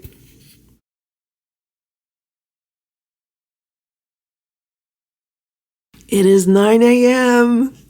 Look who hasn't moved. It's Simba. Hey, Simba. How are you? I'm very happy to report that I got 6 hours of sleep last night, 6 hours of uninterrupted sleep last night. Oh my gosh, that makes such a difference, right, Simba? Right, Simba? So what happened was, like, I woke up and, you just immediately realize that you're living in a nightmare. Not just with Stella, but now with Sammy. So I checked my emails and my messages to see if maybe she had been spotted somewhere. But nobody has seen her so far, but everyone just keeps giving me more and more things to do. So the growing list of things to do with regards to trying to locate Sammy needs to be, addressed today. I hope to get more things accomplished on that list. But all this snow is definitely going to slow things down. Everyone keeps telling me that she shouldn't be too far away, that she's probably just holed up somewhere, like really scared, and also now because of the snow. But I have to, obviously work on finding her and getting her home.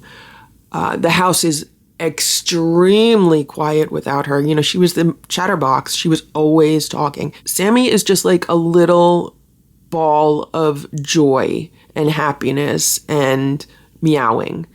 Anytime that I would go downstairs, she'd be the first one to greet me, like just super happy with lots of meows.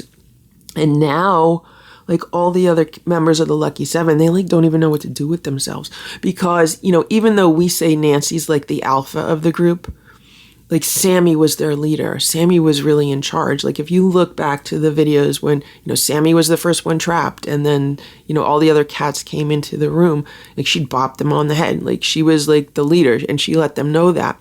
And then even when they moved downstairs and Nancy asserted herself because Nancy wanted to be like more of the leader, Sammy was really still the leader because Nancy would come upstairs by herself because she wanted to spend more time with the OG4. And then Sammy was like full on leader down there the rest of the time. And, if I look at the behavior of the other cats, everyone loves Sammy, especially Goldie and Ziggy. The three of them are, like a group. Sammy and Ringo have a special relationship. Like, Sammy bops Ringo on the head all the time. She's the smallest one. He's the biggest one. And she's always telling him what to do and how to do it. And, little Eva loves Sammy. Like, they all love Sammy. And I don't know if they have any idea what happened to her either, because I feel like they look at me like I did something to her. They're definitely more afraid of me now since Sammy disappeared than they were before she disappeared. like, I go down there and they all like scatter and run away from me. And I'm like, guys, I had nothing to do with this. I did not take Sammy away. I took Stella to the vet, and then Stella never came back, which, you know, is scary in and of itself. And that only happened a few days before Sammy walked out the door. But, you know, I had nothing to do with what Sammy did. She did that on her own. So I'm definitely noticing a change in behavior with the other cats also. After I checked my messages, I wanted to clear my head of some of the information that just keeps going around and around with regards to things that I will need to document if I wanted to move forward with some kind of case, against how Stella was handled. So I ended up compiling that for well over an hour. I tried to just keep writing and writing and writing as much as I thought was necessary. So it's not 100% done. So that document is not 100% done, but I would say it's at least 80% done. Like, it's enough done that I don't have to keep, thinking about, oh, don't forget this and don't forget that. And, you need to say this, you need to say that kind of stuff. So this is what's going on outside. So I did shovel last night, and we've gotten a little bit more snow since then. But I think this is just going to be like really slushy snow, which, is pretty heavy to shovel. But there are paw prints all around. I know a lot of them are from ox because I did check the security camera footage from overnight, and it was ox and it was possums. And that's what it was. And there's a plate here. There's a plate here by the back door. Possums ate that. They also knocked down the camera. So that was no good after a while. And then all of the dry food in that heated bowl under the chair is gone. So what I want to do is I want to put some like stinky canned food out, just in case Sammy's around and she smells it and she's hungry. Maybe she'll come and eat it. And then after I take a shower and get ready for my day, I'm going to go outside, clean everything off, and then maybe put some more things out that are strongly scented of the cats so that maybe they'll attract Sammy back. But I will put some food out right now, just in case she's around. Here's Ringo and Ziggy. I'm sorry, Ringo. I just put the light on. Here's Richard in his favorite spot. There's like a bed on top of a bed. Even me just standing here right now, like, it's so strange without Sammy, because she'd be walking around near my feet and meowing at me and wanting pets and just super happy, probably showing me where her spider is. I mean, she was just a bundle of energy and joy. This is the last can of this Paws and Claws turkey and giblets dinner that I had gotten at Tractor Supply quite a while ago. This is a 22-ounce can. This is a huge can. But what's happening is the more food I put outside for Sammy, the more ox eats it, or the birds eat it, or everyone except for Sammy eats it. So that's why I'm going to use this. It's a large can. It was cheap. And I'm actually thinking of maybe going to the Dollar Tree later, because they have like the 12-ounce cans of the 9 Lives wet cat food. No, it's not the best cat food as far as quality of the ingredients go, but it is stinky and it is cheap. And if I am going to be putting a bunch of food outside to kind of just attract cats and animals, I'd rather do that than spending money on the more expensive food. My other goal for today is just to get through it. There were parts of the day yesterday where I was afraid I wasn't getting through it because it was just too much at once. But we made it through. I had to kind of slow everything down and just really focus on personal care and getting myself through it, because if I don't get myself through it, then the cats aren't getting through it. So I have to take care of myself, which I will continue to do today. And it even started this morning, like when I was laying in bed and looking through messages and compiling information, I was getting hit with like feelings of anxiety. And as soon as they hit, I stopped myself and I said, okay, just feel them. Just feel them. It is okay to feel them. And that was so helpful, because a lot of times when you get hit with a feeling of anxiety, hey, Simba, you don't want to feel them. And right away you say, oh gosh, this is no good. I don't want to feel this. And this is wrong. This is wrong. And then it kind of sets off a chain of events. It's like not good. But if you say, okay, well, you know what? This is right. This is what anxiety feels like. And I'm just going to sit with it and I'm going to feel it. And I am going to not let it stop me. And I am going to work with it. And then magically this morning, it just dissipated when I did that. Yesterday was more difficult to do that, especially with regards to eating. I seriously had to like sit down and force myself. But sometimes you have to do that. Sometimes you have to make yourself do difficult things. Also, I forgot to mention, so last night I was eating some Cozy Shack tapioca pudding, because that is like super comfort food to me if I'm sick, because I normally don't eat any dairy products at all. And if I'm not feeling well, for some reason, tapioca pudding with cinnamon and whipped cream on top, that's just like the ultimate comfort food for me. And I had absolutely no problem eating it yesterday. So I had like half a cup of it like around lunchtime. Then I had half a cup of it later in the evening. And Boo kept trying to get into like what I was eating. And I was like, no, Boo, you can't have it. But then after I was done, I was like, well, I know Boo likes whipped cream. So let me see if he wanted to like lick like what I was eating, like the bowl after I was done. And he wanted to lick it. So I said, all right, Boo, I'll give you a little tapioca pudding. So I actually gave him maybe like a heaping teaspoon of it, basically about 2 to 3 times of what is left in this little bowl. And he enjoyed it. Like he was licking it, licking it, licking it. Is it the best thing for a cat? No. It has sugar in it. It has dairy in it. It's not the best thing for a cat. Can they eat it without, getting sick from it? Yeah. Could it be an occasional treat? Sure. Okay. But not something I would feed the cats on a daily basis, but Boo really enjoyed it. And that was interesting that he did. After I was talking about the tapioca and being able to eat that, I just remembered what I learned years ago. And that was that milk and dairy products actually have morphine in them. And I was like, let me just Google that really fast. And sure enough, morphine and other opioid peptides have been found in milk and may have biological effects. Morphine has been found in cow and human milk in concentrations of 200 to 500 nanograms per liter. Morphine-like materials have been found in some common plants, which may be a source of the morphine in milk. And what I learned in the past is this is why so many people get addicted to cheese and cheese products, because of the casomorphine content of them.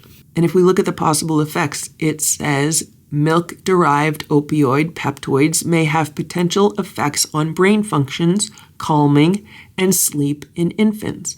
So if the milk-derived opioids can help calm infants and help them sleep, why would it not also do the same for humans? Maybe that's why I actually got 6 hours of sleep last night, because I ate the tapioca pudding, which had dairy in it. I normally don't eat dairy products. And here we have a study that reveals that cheese triggers the same part of the brain as many drugs. New research argues that cheese is addictive in a way similar to drugs because of a chemical called casein, which is found in dairy products and can trigger the brain's opioid receptors. These are the 2 plates that I am taking outside. I have some of the canned food, and I also put some of the Tiki Cat sardines because sardines are stinkier.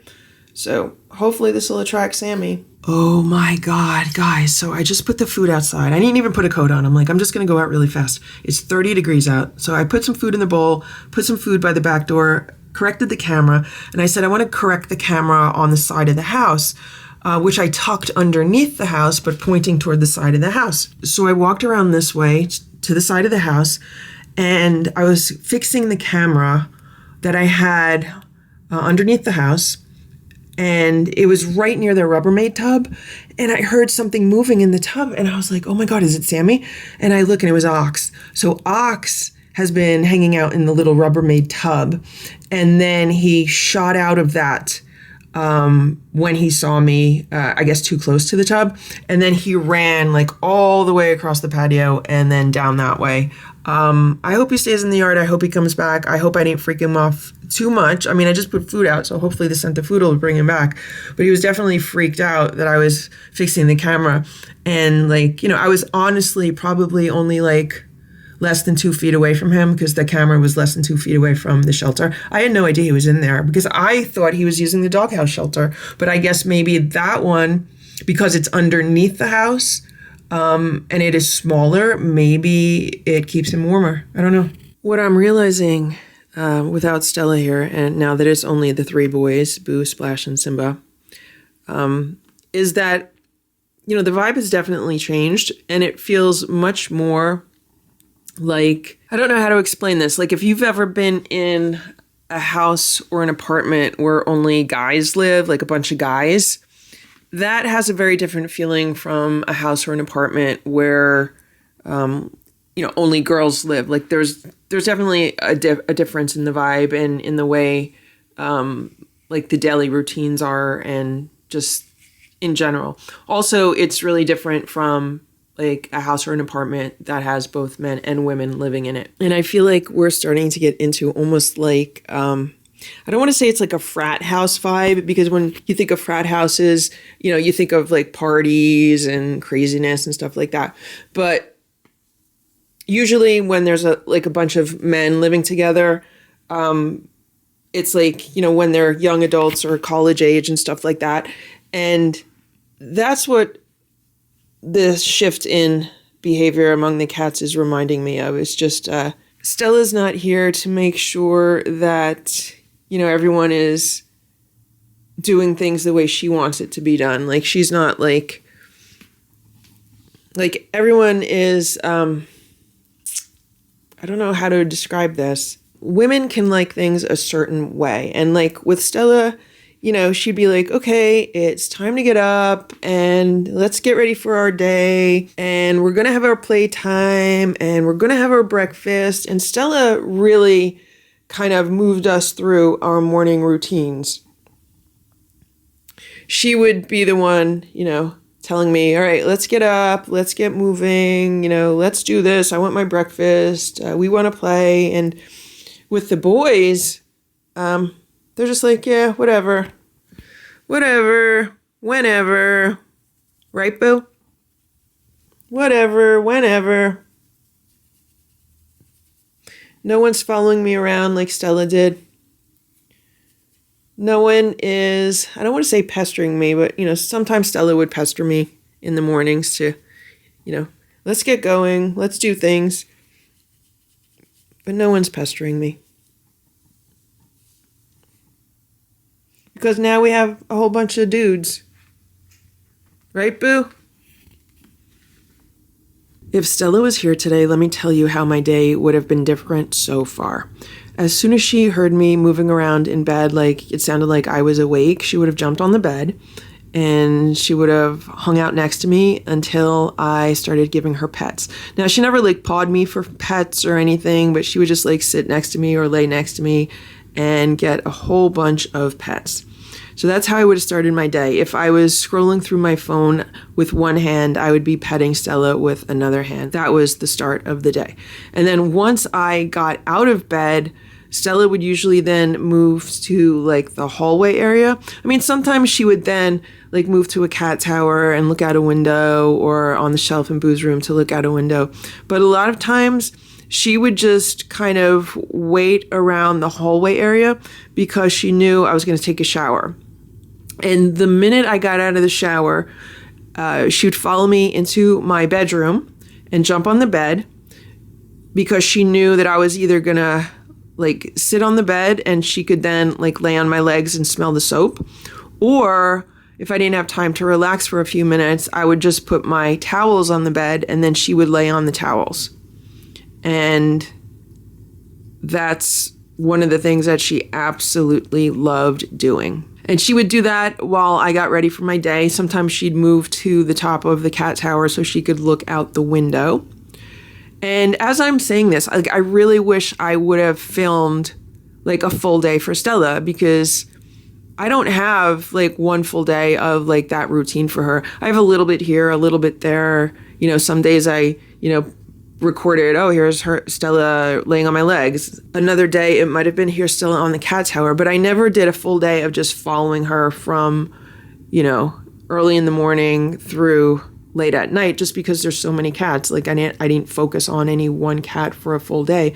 Maybe that's something that I will do for the cats once their routine is set in place. So after I'd get ready for my day and leave my room, then Stella would follow me. And I would usually go to the kitchen to get something to drink or eat. And Stella would either hang out there with me, like waiting for breakfast, or she would move to another part of the house, like I said, and like look out a window or, just hang out on the play rug, something like that, because she knew that most of the time the cats were going to get some playtime before breakfast. So that's the next thing that I would do after I had something to eat or drink. We would then have playtime on the play rug, but sometimes the cats would get brushed. And actually during flea season, the cats would get flea combed. That was a daily activity. During flea season, the cats got flea combed. They got combed in the morning, they got combed in the evening. And then when it's not flea season, they often get brushed. When it's shedding season, they usually get brushed once a day. But like right now, it's not shedding season, so they only get brushed a few times a week. But that's what we would do. And then we'd have our playtime, and Stella loved any kind of toy that was like a worm. She loved like a worm on a string, like a wand toy. She loved those other wormy toys like that aren't on a string. They're just like long worms on a wand. She loved sitting in the scratch and roll. She loved anytime you put any kind of stick toy like under a piece of fabric or under the scratch and roll. She loved to go after things that were under things. Like I think Stella was really like a mouser. They say that, some cats are birders. They love to hunt birds. Other cats are mousers. They love to hunt mice. Stella loved mice, and I think she also loved snakes. I do know we have little snakes around here because I saw one once. So I think she really liked to hunt snakes, and she really liked to hunt mice. She liked to hunt anything that was like underneath something. Where Boo, on the other hand, he tends to like flying things, right, Boo? He loves his dragonfly toy. He loves anything that he could like catch out of the air. And Simba is the bug hunter, right, Simba? Simba says he loves hunting bugs. Okay, Boo, I'll come back and give you pets. So then after playtime, Stella would be the first in line in the kitchen to get breakfast. And as I'm preparing breakfast, Stella would be the one rubbing up against my legs. And she would always be the first one served because she said ladies first. So I would always make sure she got her plate first, and then Boo got his plate, and then Splash and Simba got their plates. That's the order that it had to be in. Ooh, be careful, Boo.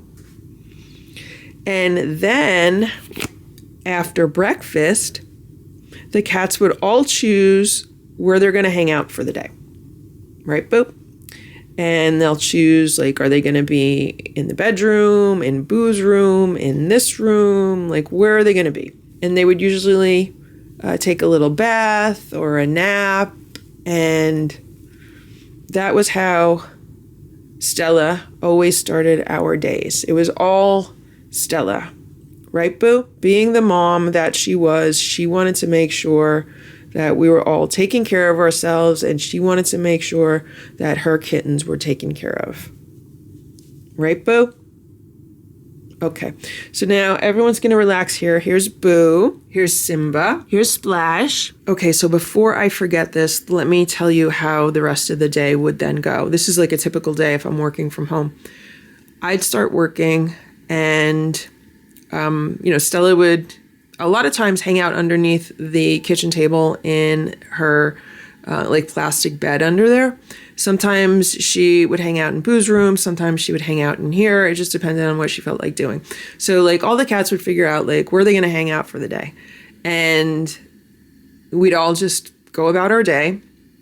Sometimes in the afternoon, if I was taking a break and I was going to scoop the litter boxes and put water everywhere. The cats would get a snack. A lot of times Stella would initiate that. Like if she saw me like moving around, not just working, then she would come up to me and I'd be like, hey, Stella, how's it going? Oh, you want a snack? Because it was usually when I was in the kitchen. And Sammy, like anytime I walk into a kitchen, Sammy would be like, I want a snack, I want a snack, I want a snack. So I'd usually give them snacks. And then if I gave them snacks, like other cats would come in. So the other cats had an option. If you want a snack, you could have a snack. And then we would all go back to like whatever we were doing. And then usually I'd be like working on my computer in this room and I would feel someone tapping my leg and I would look and it would be Stella. And she'd be like looking up at me. She's like, okay, enough work. We have to have our dinner. It was like that. Or she would actually jump in the chair next to me and tap my shoulder or tap my arm. She did that so many times. Like I'd be working. Sometimes she'd actually just lay in the chair next to me and she'd spend the day in the chair next to me, like sleeping. And then she would like get up and then she would like tap my arm and she'd be like, I'm feeling a wave of grief right now. Because I can see her face and she was always happy at that point. You know, we know Stella was very expressful of her emotions. Like if Stella was mad, you knew she was mad. And if Stella was happy, you knew she was happy. And like all of the various emotions in between. So when she did that to me, she was always happy. She was always so happy. And I would give her pets and I would be like, okay, Stella, you want to eat? Let me just finish up with what I'm doing. Or I can't do that right now, Stella. We're going to have to wait a little while. And I would just give her a ton of pets. And again, like I'd be petting Stella with one hand and I'd be typing on my computer with the other hand. It would be like something like that. But that was our routine. And she was the one that I was like, okay, now we have to have our dinner. Let's all do that. So then I would, you know, stop working for the day or just for a while and be like, okay, we'll take a dinner break. And, you know, I'd go into the kitchen, prepare their dinner. Stella was always watching me. Anything that had to do with food, Stella was watching me. She had to be the first one to taste it. At least she wanted to know what was going on. So the cats then always had their dinner.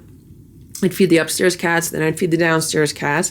But first, before they ate, like all the members of the Lucky Seven had to go downstairs. So I would just herd them all downstairs. A lot of them are usually down there when they know it's almost dinner time. Usually the only ones that have to go down there are Nancy, Ringo, and Richard. Those are usually the three that I just need to, okay, guys, go downstairs. Sometimes I have to ring a tambourine or bells or something, but they all go down on their own. And then I shut the door and I'm like, okay, so now this is more quiet time because, you know, the cats are going to be separated at this point with the OG4 upstairs for the night and the Lucky 7 downstairs for the night. So everyone can get sleep and no one's bothering each other.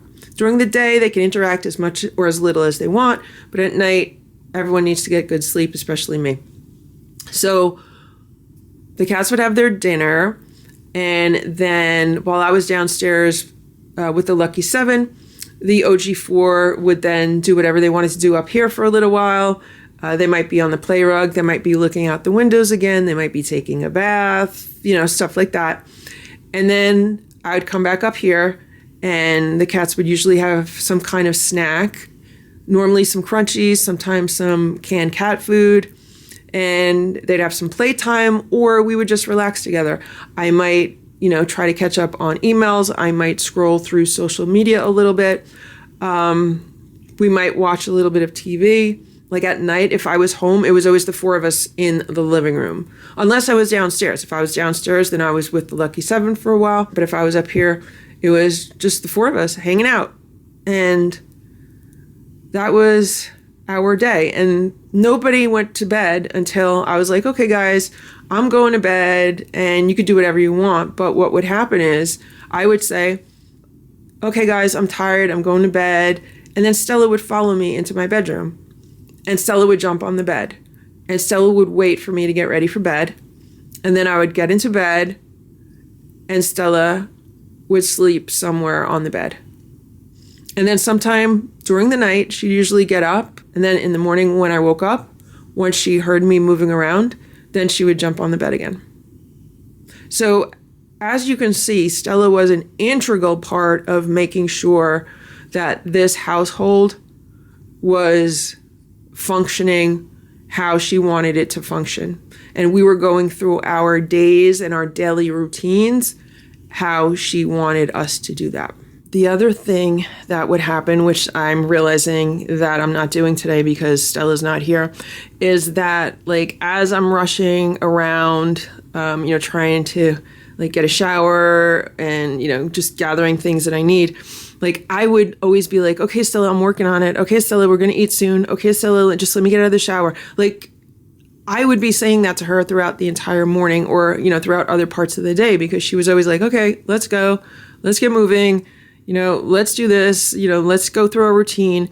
But like I said, with these guys here, with these 3 dudes, they're like, yeah, no, we're just going to chill out. Whenever you're ready, we're ready. So it's completely different living with 3 boy cats versus having Stella here. So just for curiosity, because I have not been eating well for, the past almost a full week at this point, I decided to test my ketone levels in my urine. I know this is going to sound gross, but these are some ketone test strips.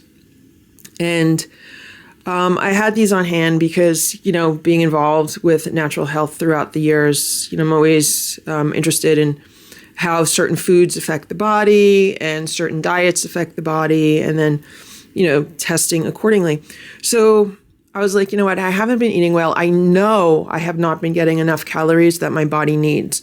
So therefore, based on these, I should see some ketones in my urine, because normally I don't. Normally I am not on a low carb diet, and the vast majority of what I eat is carbohydrates. So I don't normally see ketones on the test strips. But because I have not been eating well, because, I've consumed less food than I normally do, like Stella was consuming less food than she normally does for the weeks leading up to her passing, I figured, well, I'm burning fat, just like Stella was burning fat. Therefore, I should see ketones in my urine, while I normally don't. So I tested, and right now I'm at 15. I'm in like where it says small ketones, but I'm not on a low carb diet. If I was on a low carb diet at the same time that I'm not eating well, my ketones would be much higher than 15 because my body would not have the carbs that it needs to function. And over the past few days, like all I've been eating is carbs. Like yesterday was the first day that I had like some shrimp. I tried to eat a few bites of turkey. I couldn't do it. And I had the 2 hard-boiled eggs. But previous to that, like I was surviving on fruit and juice. Like that's all my body would function on. So that's pure carbs. And that's not going to, kick off ketones unless I'm consuming less calories than my body actually needs. Even if I'm eating nothing but carbohydrates, if I'm only eating like half of the calories that my body requires, my body is going to start to make ketones because it's going to start burning fat for fuel. And I just documented that with this test with these ketone strips. And so this ties me into Stella and her situation. So the fact that Stella had been losing weight for several months and the cats have never been on a high carb diet means that she was building up ketones in her system. And I've been losing weight right now. The next thing I was going to do is step on the scale and see how much weight I lost. But I was like, first, let me see these ketones, see what's going on there. So Stella had been gradually losing weight throughout like November and December. And she continued to lose weight into January. But here's what I think was a really crucial issue that led to me bringing her to the animal hospital. And that was the fact that when she had the blood test in December, and I was told that she had slightly elevated blood glucose. It wasn't full-blown diabetic, it was slightly elevated. That it would be a good idea to cut back on her carbs. So the cats were already at 5% carbs in their homemade raw food. And then like the crunchies they were getting were about 20% carbs, but they only got that as a snack like once a day. But I decided to get them even lower carb dry food, which was a big mistake. And any kind of wet food that they had was also lower carb. I tried to keep the wet food to like 5% or less. So if Stella's body was already building up ketones on the diet that she was on, but then she went on an even lower carb diet, her body then started making ketones at a faster rate, and her body started accumulating the ketones at a faster rate, which then I believe brought her into a state of ketoacidosis. And I believe that started in January when she was getting super finicky with her food. But I'm only saying this in hindsight because I had no idea at the time that we were dealing with a ketone issue. I'm saying this now because I have more pieces of the puzzle. At the time, all I knew was that Boo was finicky for a few weeks and then he started eating fine again. So I figured Stella's going through something similar, that she's going to be finicky for a few weeks and then she's going to start eating fine again. There was no other indication that anything would be different. She was not behaving differently. She was acting the same. Like there were no other issues. The only indications really started that last week when she really wasn't coming out of being finicky with the food, because then it progressively got harder and harder to get her to eat anything. Eventually it got to the point where she just refused food altogether and her behavior became very sluggish. At that point, I immediately took her to the emergency room. And what they should have done is written down her history correctly. They did not. The vet that took down her history had only been a vet for less than 3 months and had no idea what she was doing and was not qualified to do what she was doing. So she missed crucial aspects of Stella's history, like the fact that she was losing weight. And I thought she was losing weight too fast. And they did not give her food. When I brought her to the emergency room, I fully expected that they were going to give her food, start feeding her somehow. I don't want to go through the entire thing again, but I had to then call my vet the next morning, and then my vet had to call the emergency room and tell them to put her on a feeding tube. And then they did not correctly feed her or refeed her during the time that she was there, and everything just escalated to the most horrifying situation. Never, ever, ever take your cat to an open concept vet emergency room. I'm not going to name the name, but it is an open concept vet emergency room. Never, ever, ever take your cat there. That company has a policy of hiring brand new vets who have no experience, especially in critical situations, and they will not admit that they have no experience. So instead of not taking an animal in and instead referring you to a specialist or a better quality animal hospital, they will take that animal in because these young vets think they know everything and they will think they know how to treat this pet, but in reality, they have no idea what they're doing, and it could result in the loss of the life of your pet. Never use this company. Never take your pet there. I just got out of the shower and I just want to document everything else that I've been thinking. So the reason why I decided to test my ketones was not just because I was losing weight, which I know I was because my body stunk. Like when I woke up this morning, I stunk so bad in a way that I've never stunk before. And I'm like, I know I didn't spill any like stinky food on my pajamas or anything. Like it's nothing like that.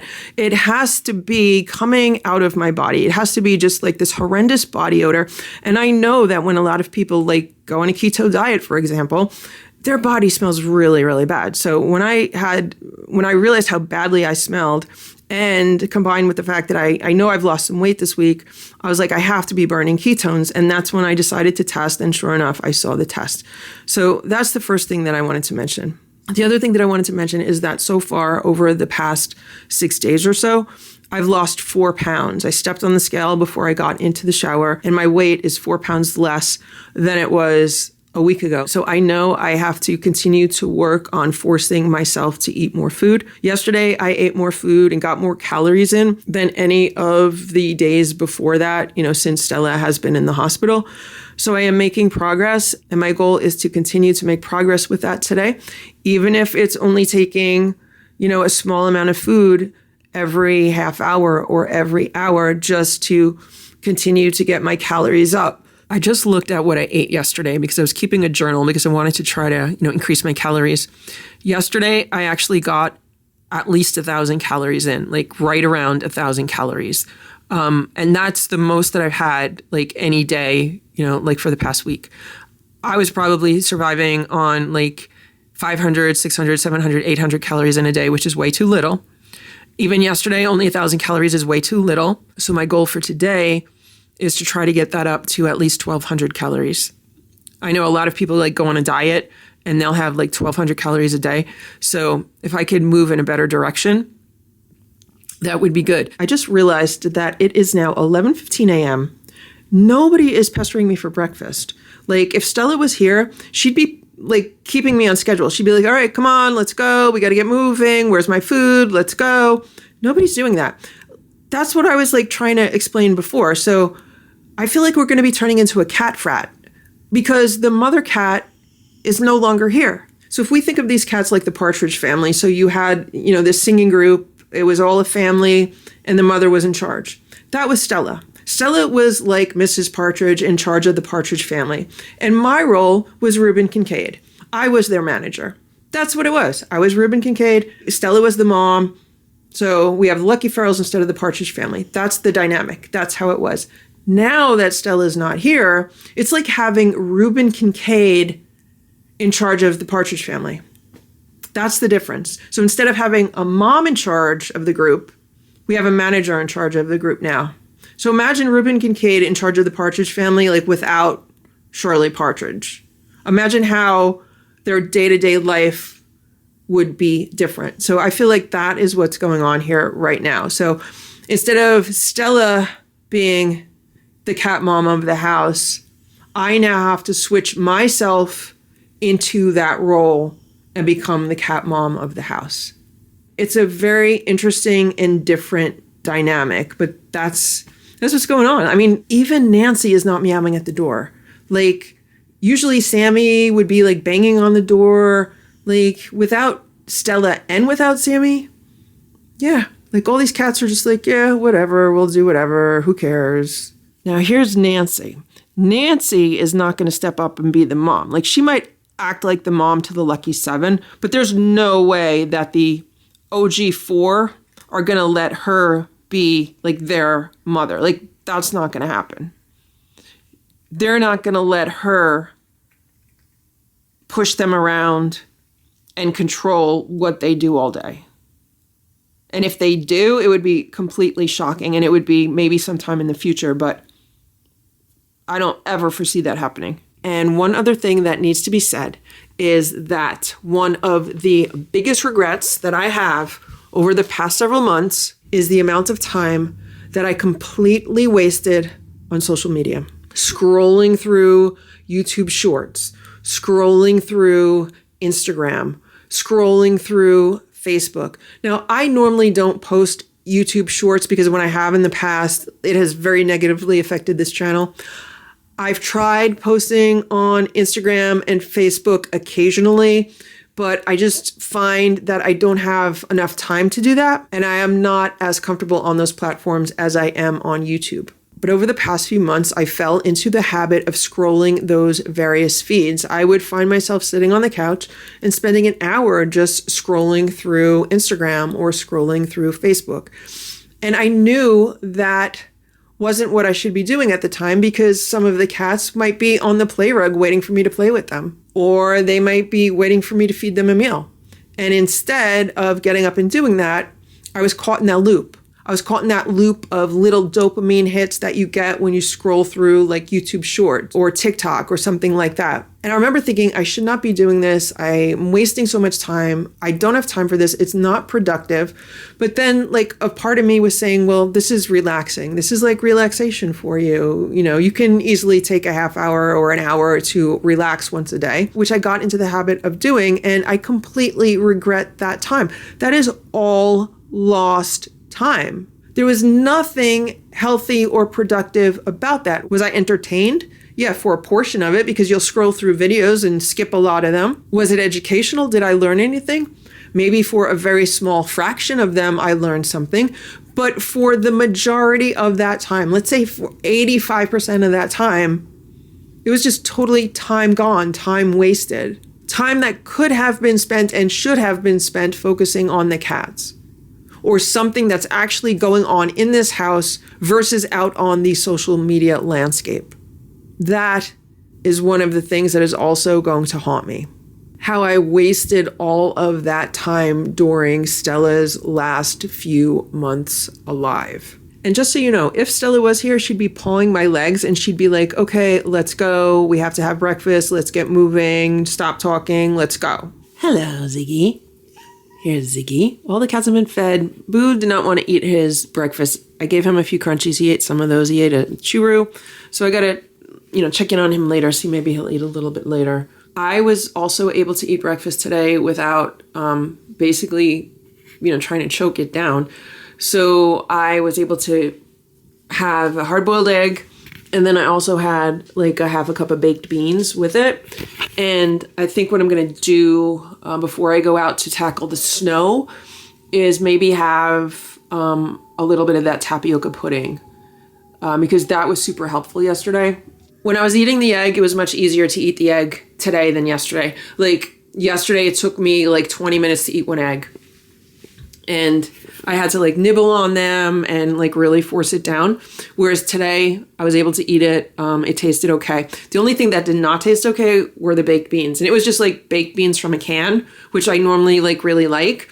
But they had this like weird metallic taste to them. And I know that's like a result of like the anxiety. Although I'm not feeling a lot of anxiety today, like on a scale of 1 to 10, I'm maybe at like a 3. It's 1:15 p.m. and here's Richard, and I just finished making a flyer for Sammy, like a missing cat flyer.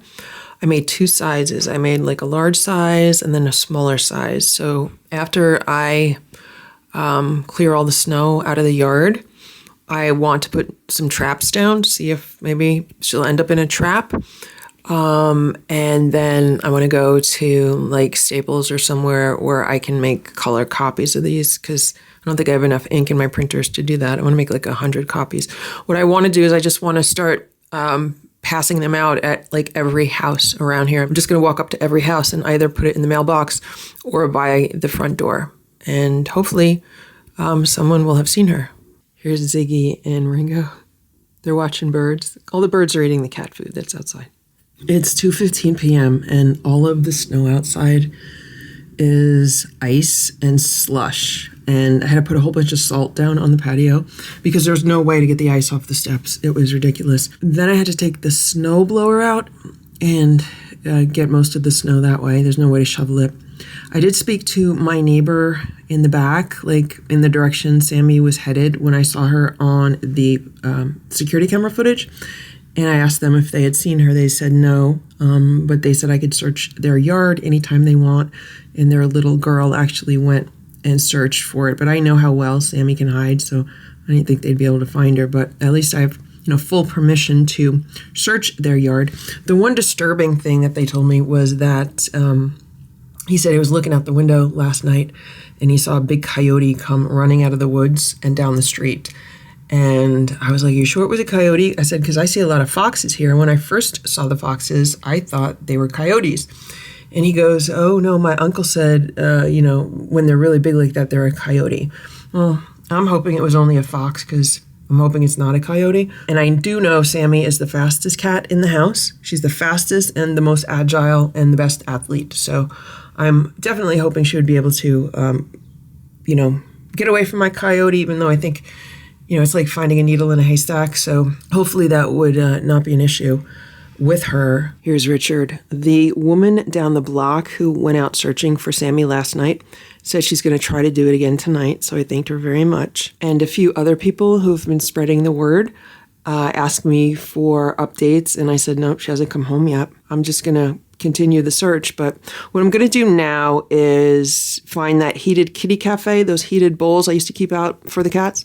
I'm going to hook that up in the back of the yard. I'm going to put some like tuna and sardines in it. And since it's heated, maybe it'll, have an aroma that goes further.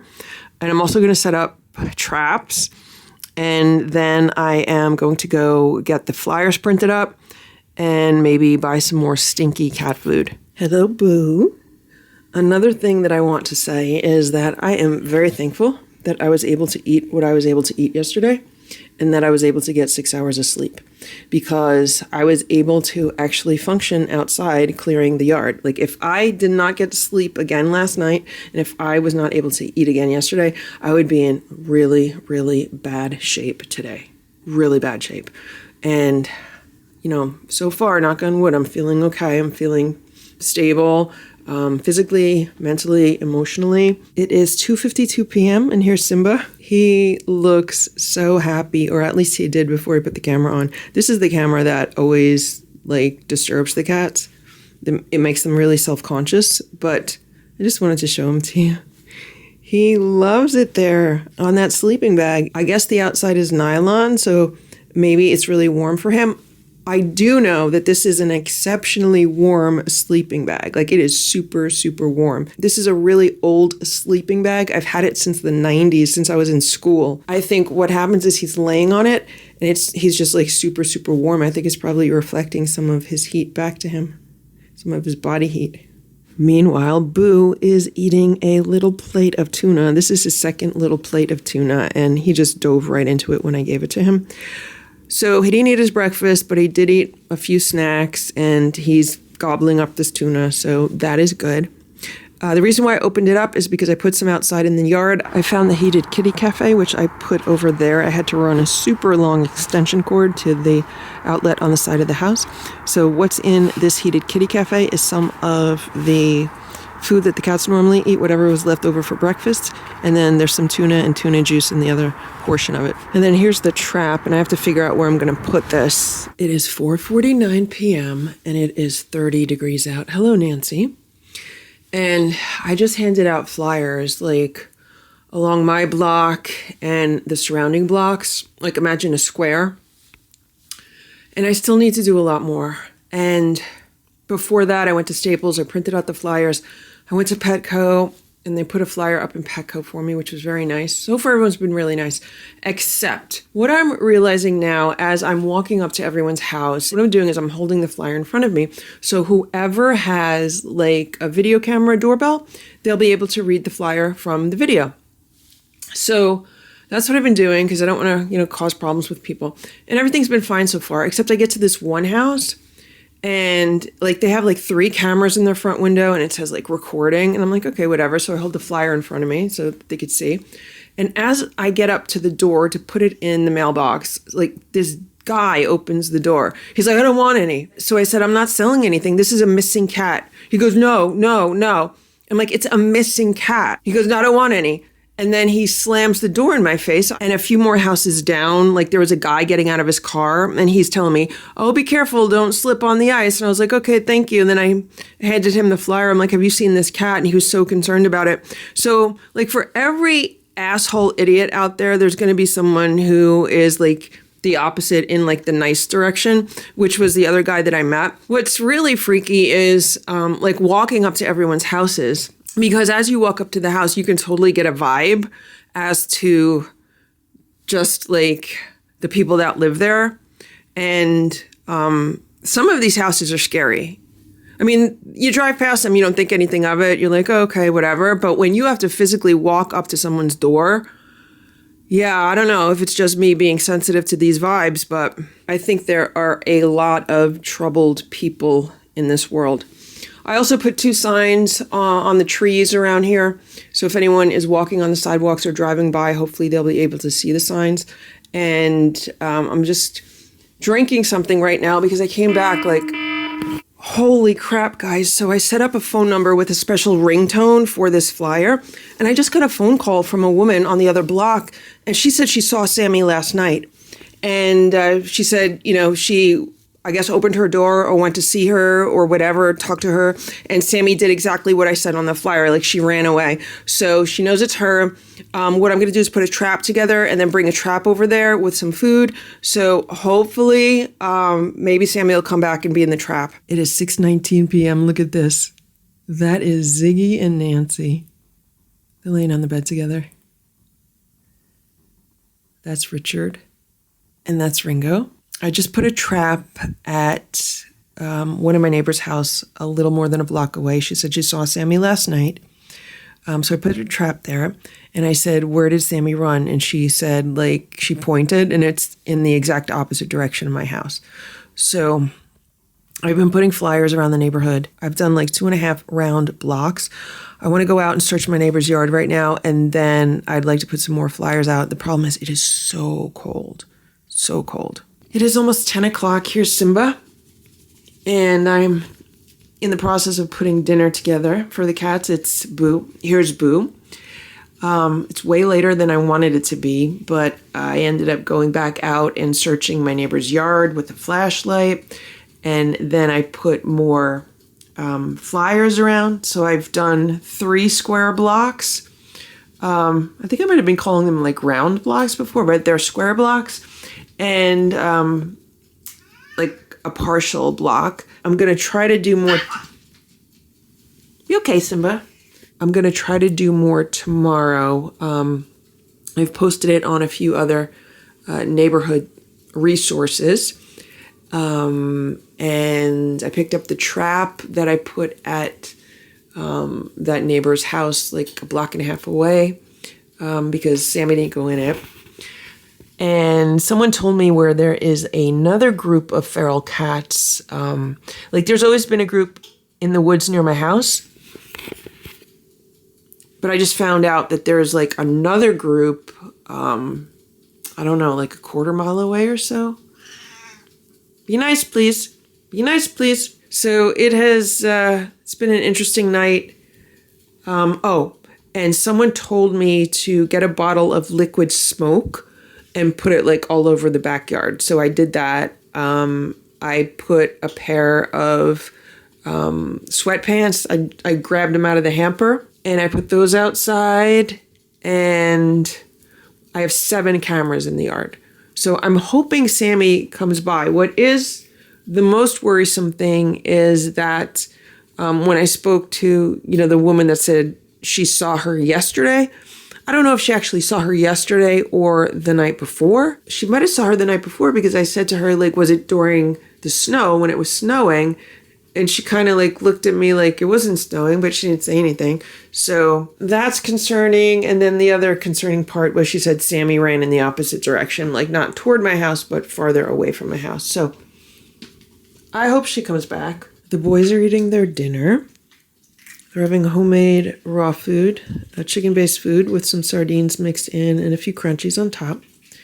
And I am so exhausted. Like I could feel my body crashing. Like it's like, okay, you've had enough today. It's time to go to bed. I'm making a piece of toast that I'm going to hopefully eat with some turkey salad on top. You know how they sell like canned chicken? I found that I had a can of turkey and I just added some mayonnaise because I figured turkey is tryptophan, so maybe it'll relax me. Now, I tried to eat it the other day and I couldn't do it. Like, I put one piece in my mouth and it took me like 10 minutes just to chew it and swallow it. So I'm hoping today I'll be able to do that. As I was making dinner for the cats, I mean, I'm really feeling the loss of Stella a lot, and I'm very sad over it. But I'm in kind of just functioning mode right now where it's like I have to feed the cats, I have to feed the Lucky 7, then I have to give fresh water in the water bowls up here, and I think I have to do that downstairs too. And then I need to clean up a little bit. Like everything is just piling up. I mean, my kitchen table, I can't even see the top of it. It's just stuff piling on top of it. My kitchen counters are the same. My desk in the other room, I mean, there's just stuff piling up everywhere because I did not have a chance to do anything this week. And even since Stella has passed, because Sammy disappeared, I haven't had a chance to do anything, like around the house with cleaning. It is 10:35 p.m. The Lucky 7 are finishing their food. Here's 3 plates and here's 3 plates. And let me tell you what just happened over here. I can't believe what I just saw. So Ringo was not up there. Ziggy was over here. Ziggy was over here. And all of a sudden I hear like a pumping sound. And I said, oh no, who's going to throw up? And I'm looking around the floor because I thought a cat would be on the floor. No, she was up there. Before I could even get to her to try to move her, She vomited off the top of this cat tower into the Christmas tree, down the wall. It's probably still on the top of the cat tower. That's probably what Ringo is sniffing. So, no, don't go up there, Nancy. Don't go up there. I gotta clean it. I gotta clean this. Come on, guys. I gotta clean it. There's puke on top. I'm gonna have to pull this tree out now. And if there's puke in this tree, I'm sorry, it's just going to go in the garbage. That's what's going to happen. I'm not cleaning puke out of a Christmas tree, especially not a $35 tree, especially not after everything that's going on this week. I just can't do it. Yeah, so the tree is gone. There was vomit like all throughout that tree. There's still some there that I have to clean up. I'm probably going to have to throw this. I have to throw this tree skirt in the wash. Don't eat it, Eva, okay? Yeah, there's some on the tree skirt. So, I'm going to clean this up. It is 12:13 a.m. and I just took a can of tuna and I put some of it in this heated food bowl, and then way in the back is the heated kitty cafe. I put the other half of the tuna back there. So hopefully Sammy will smell it. I was calling her name while I was outside, and there's the Christmas tree right there. I don't know. I just hope she comes by tonight. Obviously all the snow does not help things, and the cold weather does not help things, because, with snow and cold like this, I feel like a cat just wants to really just crawl up somewhere and not do anything and not wander around. However, I think I mentioned before that I was able to search my neighbor's yard. Now, this is my neighbor who used to have like a yard full of like wilderness. And it's only within the past year or so that they cleaned out the yard. Like, it's completely different now than it was previously, like when all the cats were outside. But what I noticed about that yard is I got to look inside the open shed. I always said that they had an open shed over there, and I thought maybe the cats would kind of hang out in there. I did get to look through it. They have like a bunch of stuff in there. I was thinking maybe Sammy would be hiding in there. I mean, it is a possibility, but I would think that if I put food out or was calling her name, then she would come out, because it's not too far from like where my fence is. And then also they have, it's like a deck, but it has like this ramp. Honestly, I wasn't even paying attention. I think it might even be like, maybe it's like a wheelchair access. Honestly, I was just looking underneath it. So imagine a deck. It's not too high off the ground, and like it's just completely open underneath it, like completely open. So I had my flashlight under there, and I was looking for Sammy under there. But that would be a really good shelter for cats. Like, any cat could easily go under there and shelter under there. So, at least I know that's there. At least I have their, permission to, search their yard. I hope to get some good sleep tonight. I'd love to get more than 6 hours of sleep tonight. And I have to go add up my calories and see how much I ate today. I just ate more tapioca pudding because I added up my calories and it was less than 900. So I was like, let me eat some tapioca and let me see what else. I've been getting that anxiety feeling in my stomach again tonight, and just waves of like sadness, and it really hits me like if I, start thinking about certain things again. It's 1 a.m. and this is Sammy, and she was in the front yard.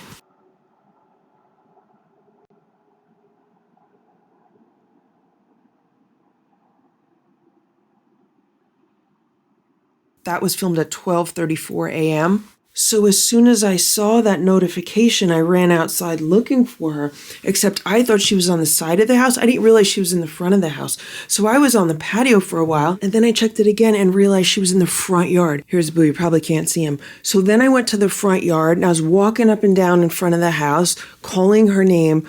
I don't know where she went, but at least I know she's around, like she's back around the house somewhere. Maybe it's because I put the Christmas tree out. Maybe it's because I put my sweatpants out. Maybe it's because I have the liquid smoke all over the yard. I don't know. But this is a good sign. She's closer rather than farther. Let's hope she stays around here. I opened the door a few minutes ago, and this is where I saw Sammy, like in the snow here on the other side of the sidewalk.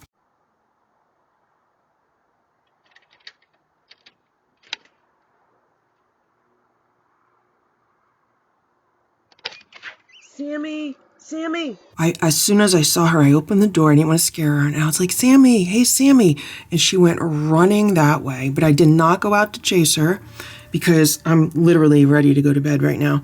And what I'm going to do is I'm going to take a bowl of tuna. I'm going to put a bowl of tuna on the front step. I'm going to hang her spider off of a railing.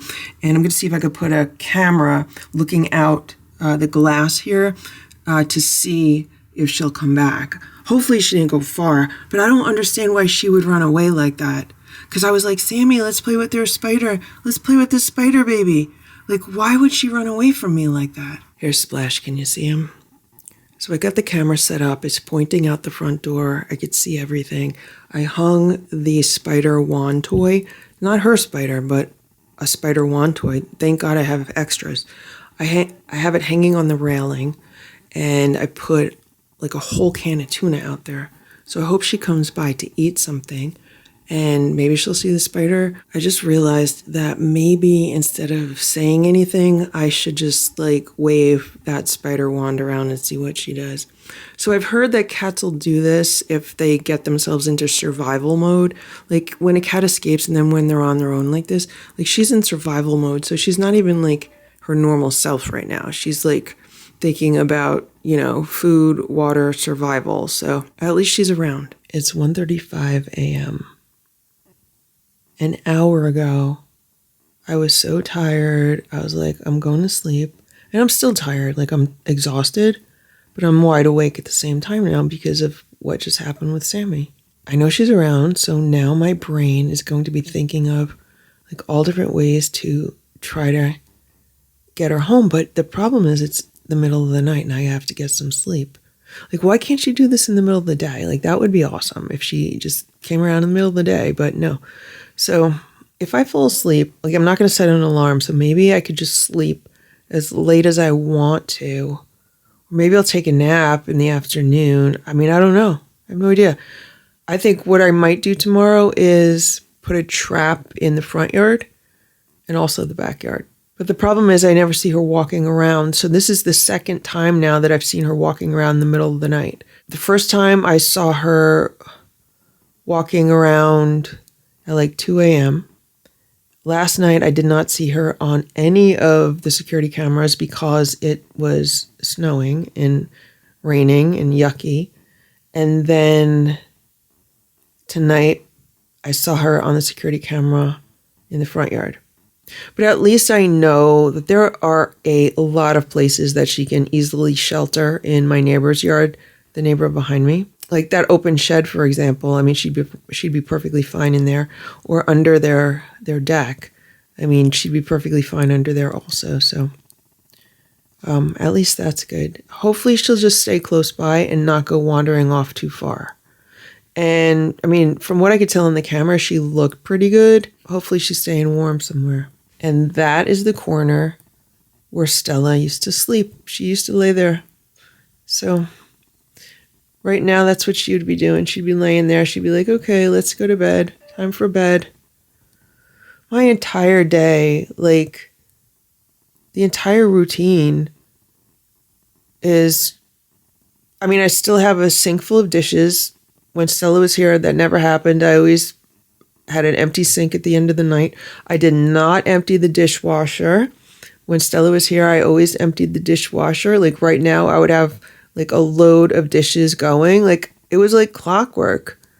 But, you know, now we're turning into like a cat frat where, you know, rules are different. Thank you for watching this Lucky Earls video. If you enjoyed it, please give it a thumbs up. Please subscribe if you'd like me to post more videos, and please make sure to check out these other videos that were selected especially for you.